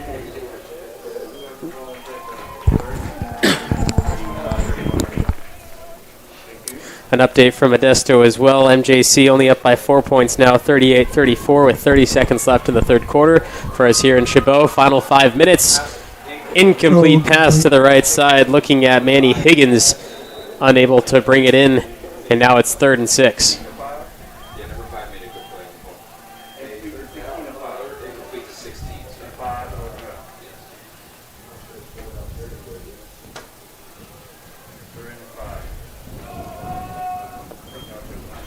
All right, so here we go. The receivers got 3 down here at the bottom of the screen.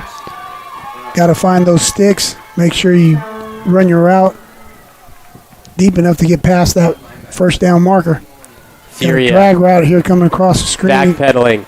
There it is brought in. Good hands by the receiver. First down, Chabot. There we go. Manny Higgins dropped the initial pass, and then the second time able to earn the first. Yeah, I was saying that while I was developing. So you got that drag route coming across your screen. Higgins at the top of your screen runs all the way across. Now Furia locked into him early, so we saw it developing. That was great. Picked up that first down. Now they ran the ball on first down earlier here in this series, so let's see if they get Sanchez involved again. Furia has a man open over the middle, finds him. It's Sanchez. Sanchez gets 7. That's great. Give him 8. Awesome job. There you go. That's what the Gladiators need. Pick up something positive on first down. We got a Tiger that's down. I believe that is number 32, Langston. He's down on the field. And the medical staff will have to come out and greet him. 34-26, 3.5 minutes. Gladiators near midfield.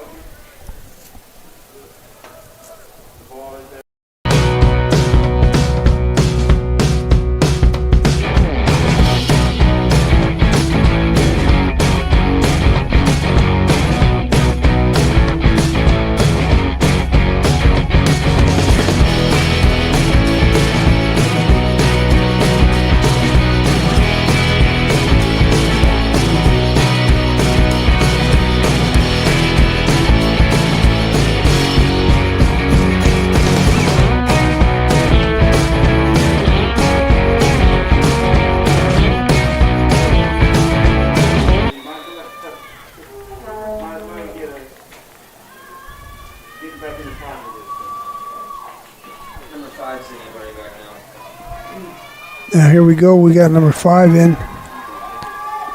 Cody in for Sanchez in the backfield. Second and short, Furia goes long right side. Receiver beats him out. Caught inside the 40 on the Tigers side of the field. That is number 13, Keir Stewart. He had the first touchdown reception of the game, and the sophomore receiver makes a big play at the end of the fourth quarter. Nice route by Stewart. Run that 7 route. Getting out there to the corner.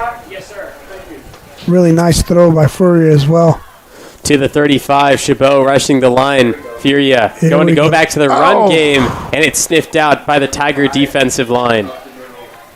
Maryhugh made a big play because if he didn't make that play, that was going to be a positive gain for the Gladiators. And now the clock continues to run since it was a running play. Oh, man. 78 has to stay on Maryhugh a little bit longer. We'll get the 2nd and 10. 2.5 minutes from the 35. It's 2nd and 10. Furia left side into the flat. Tried to spin around him. Couldn't do so. It's going to be a loss of yards. And the stop of forward momentum will keep that ball in possession of Chabot. No fumble, so a loss of 4 is actually what they're going to give it. 3rd and long. Once again, though, I like the play call. They've got a one-on-one situation here. You're running back against their safety, I believe. So 27, Quentin Barnes, he just wins that battle. But that's what you want to do as a coach, one-on-one situation, and bet on your guy to win. That time the Tigers won that battle. Maurice Smith Jr. was given a signal to Furia. Yeah, I saw that. And now Furia. There we go. Exchanging some moves. Gets a decent amount of yardage. Stopped at the 31-yard line. Under 2 minutes to play, and it's 4th down. The game decider comes now. You know, we mentioned earlier, I said, I don't know if the running is in his arsenal, but he's had some opportunities to run. He looks comfortable back there as a passer, but here he runs. But you know what I'm not questioning is his toughness, because he's gotten up from some serious shots today, and he's still in there and being the general and leading his team on this drive. 1 minute, 18 seconds to keep the game alive. Furia is in the gun with multiple options at receiver. Furia getting tracked down, needs to get rid of it. Dumps it across in the hands and pops out at the last second. Manny Higgins will drop the last pass that Chabot will attempt today. And the final minute will belong to the Tigers as they have a 34-26 lead and will hold on to it and defeat Chabot in their home opener. Man, Furia keeps this play going with his feet, climbs the pocket there, makes a tough throw and gives this guy a chance. You know, it just wasn't meant to be. So now Reedley's going to take over, minute 8. You see Higgins there, straight to the bench, sitting down. Yeah. And the Tigers most likely come out in victory formation. Stevenson, who's been at the helm of the team all game long, getting to take the credit for the final few snaps and take the 34-26 victory back to Reedley.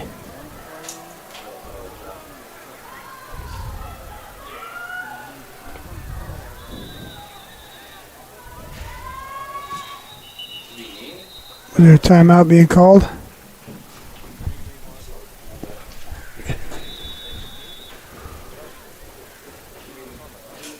This timeout, Reedley. Any updates there, the Modesto? I will check for us here at 34-26. Why don't you give us a short recap of the game up to this point? Well, it's been quite an exciting game. You know, it started off, as we mentioned, with opening drive, opening play, a touchdown for Shabo. Crazy things happen as well with the ambulance not showing up on time, delaying the game. Then we get the kicker hurt for Shabo and forcing other people to punt and kick. But what the main thing that happened here, what's the big story here, is the offensive and defensive line play of Reedley. They've controlled the ball offensively. They've been able to run the ball pretty much at will and control the clock.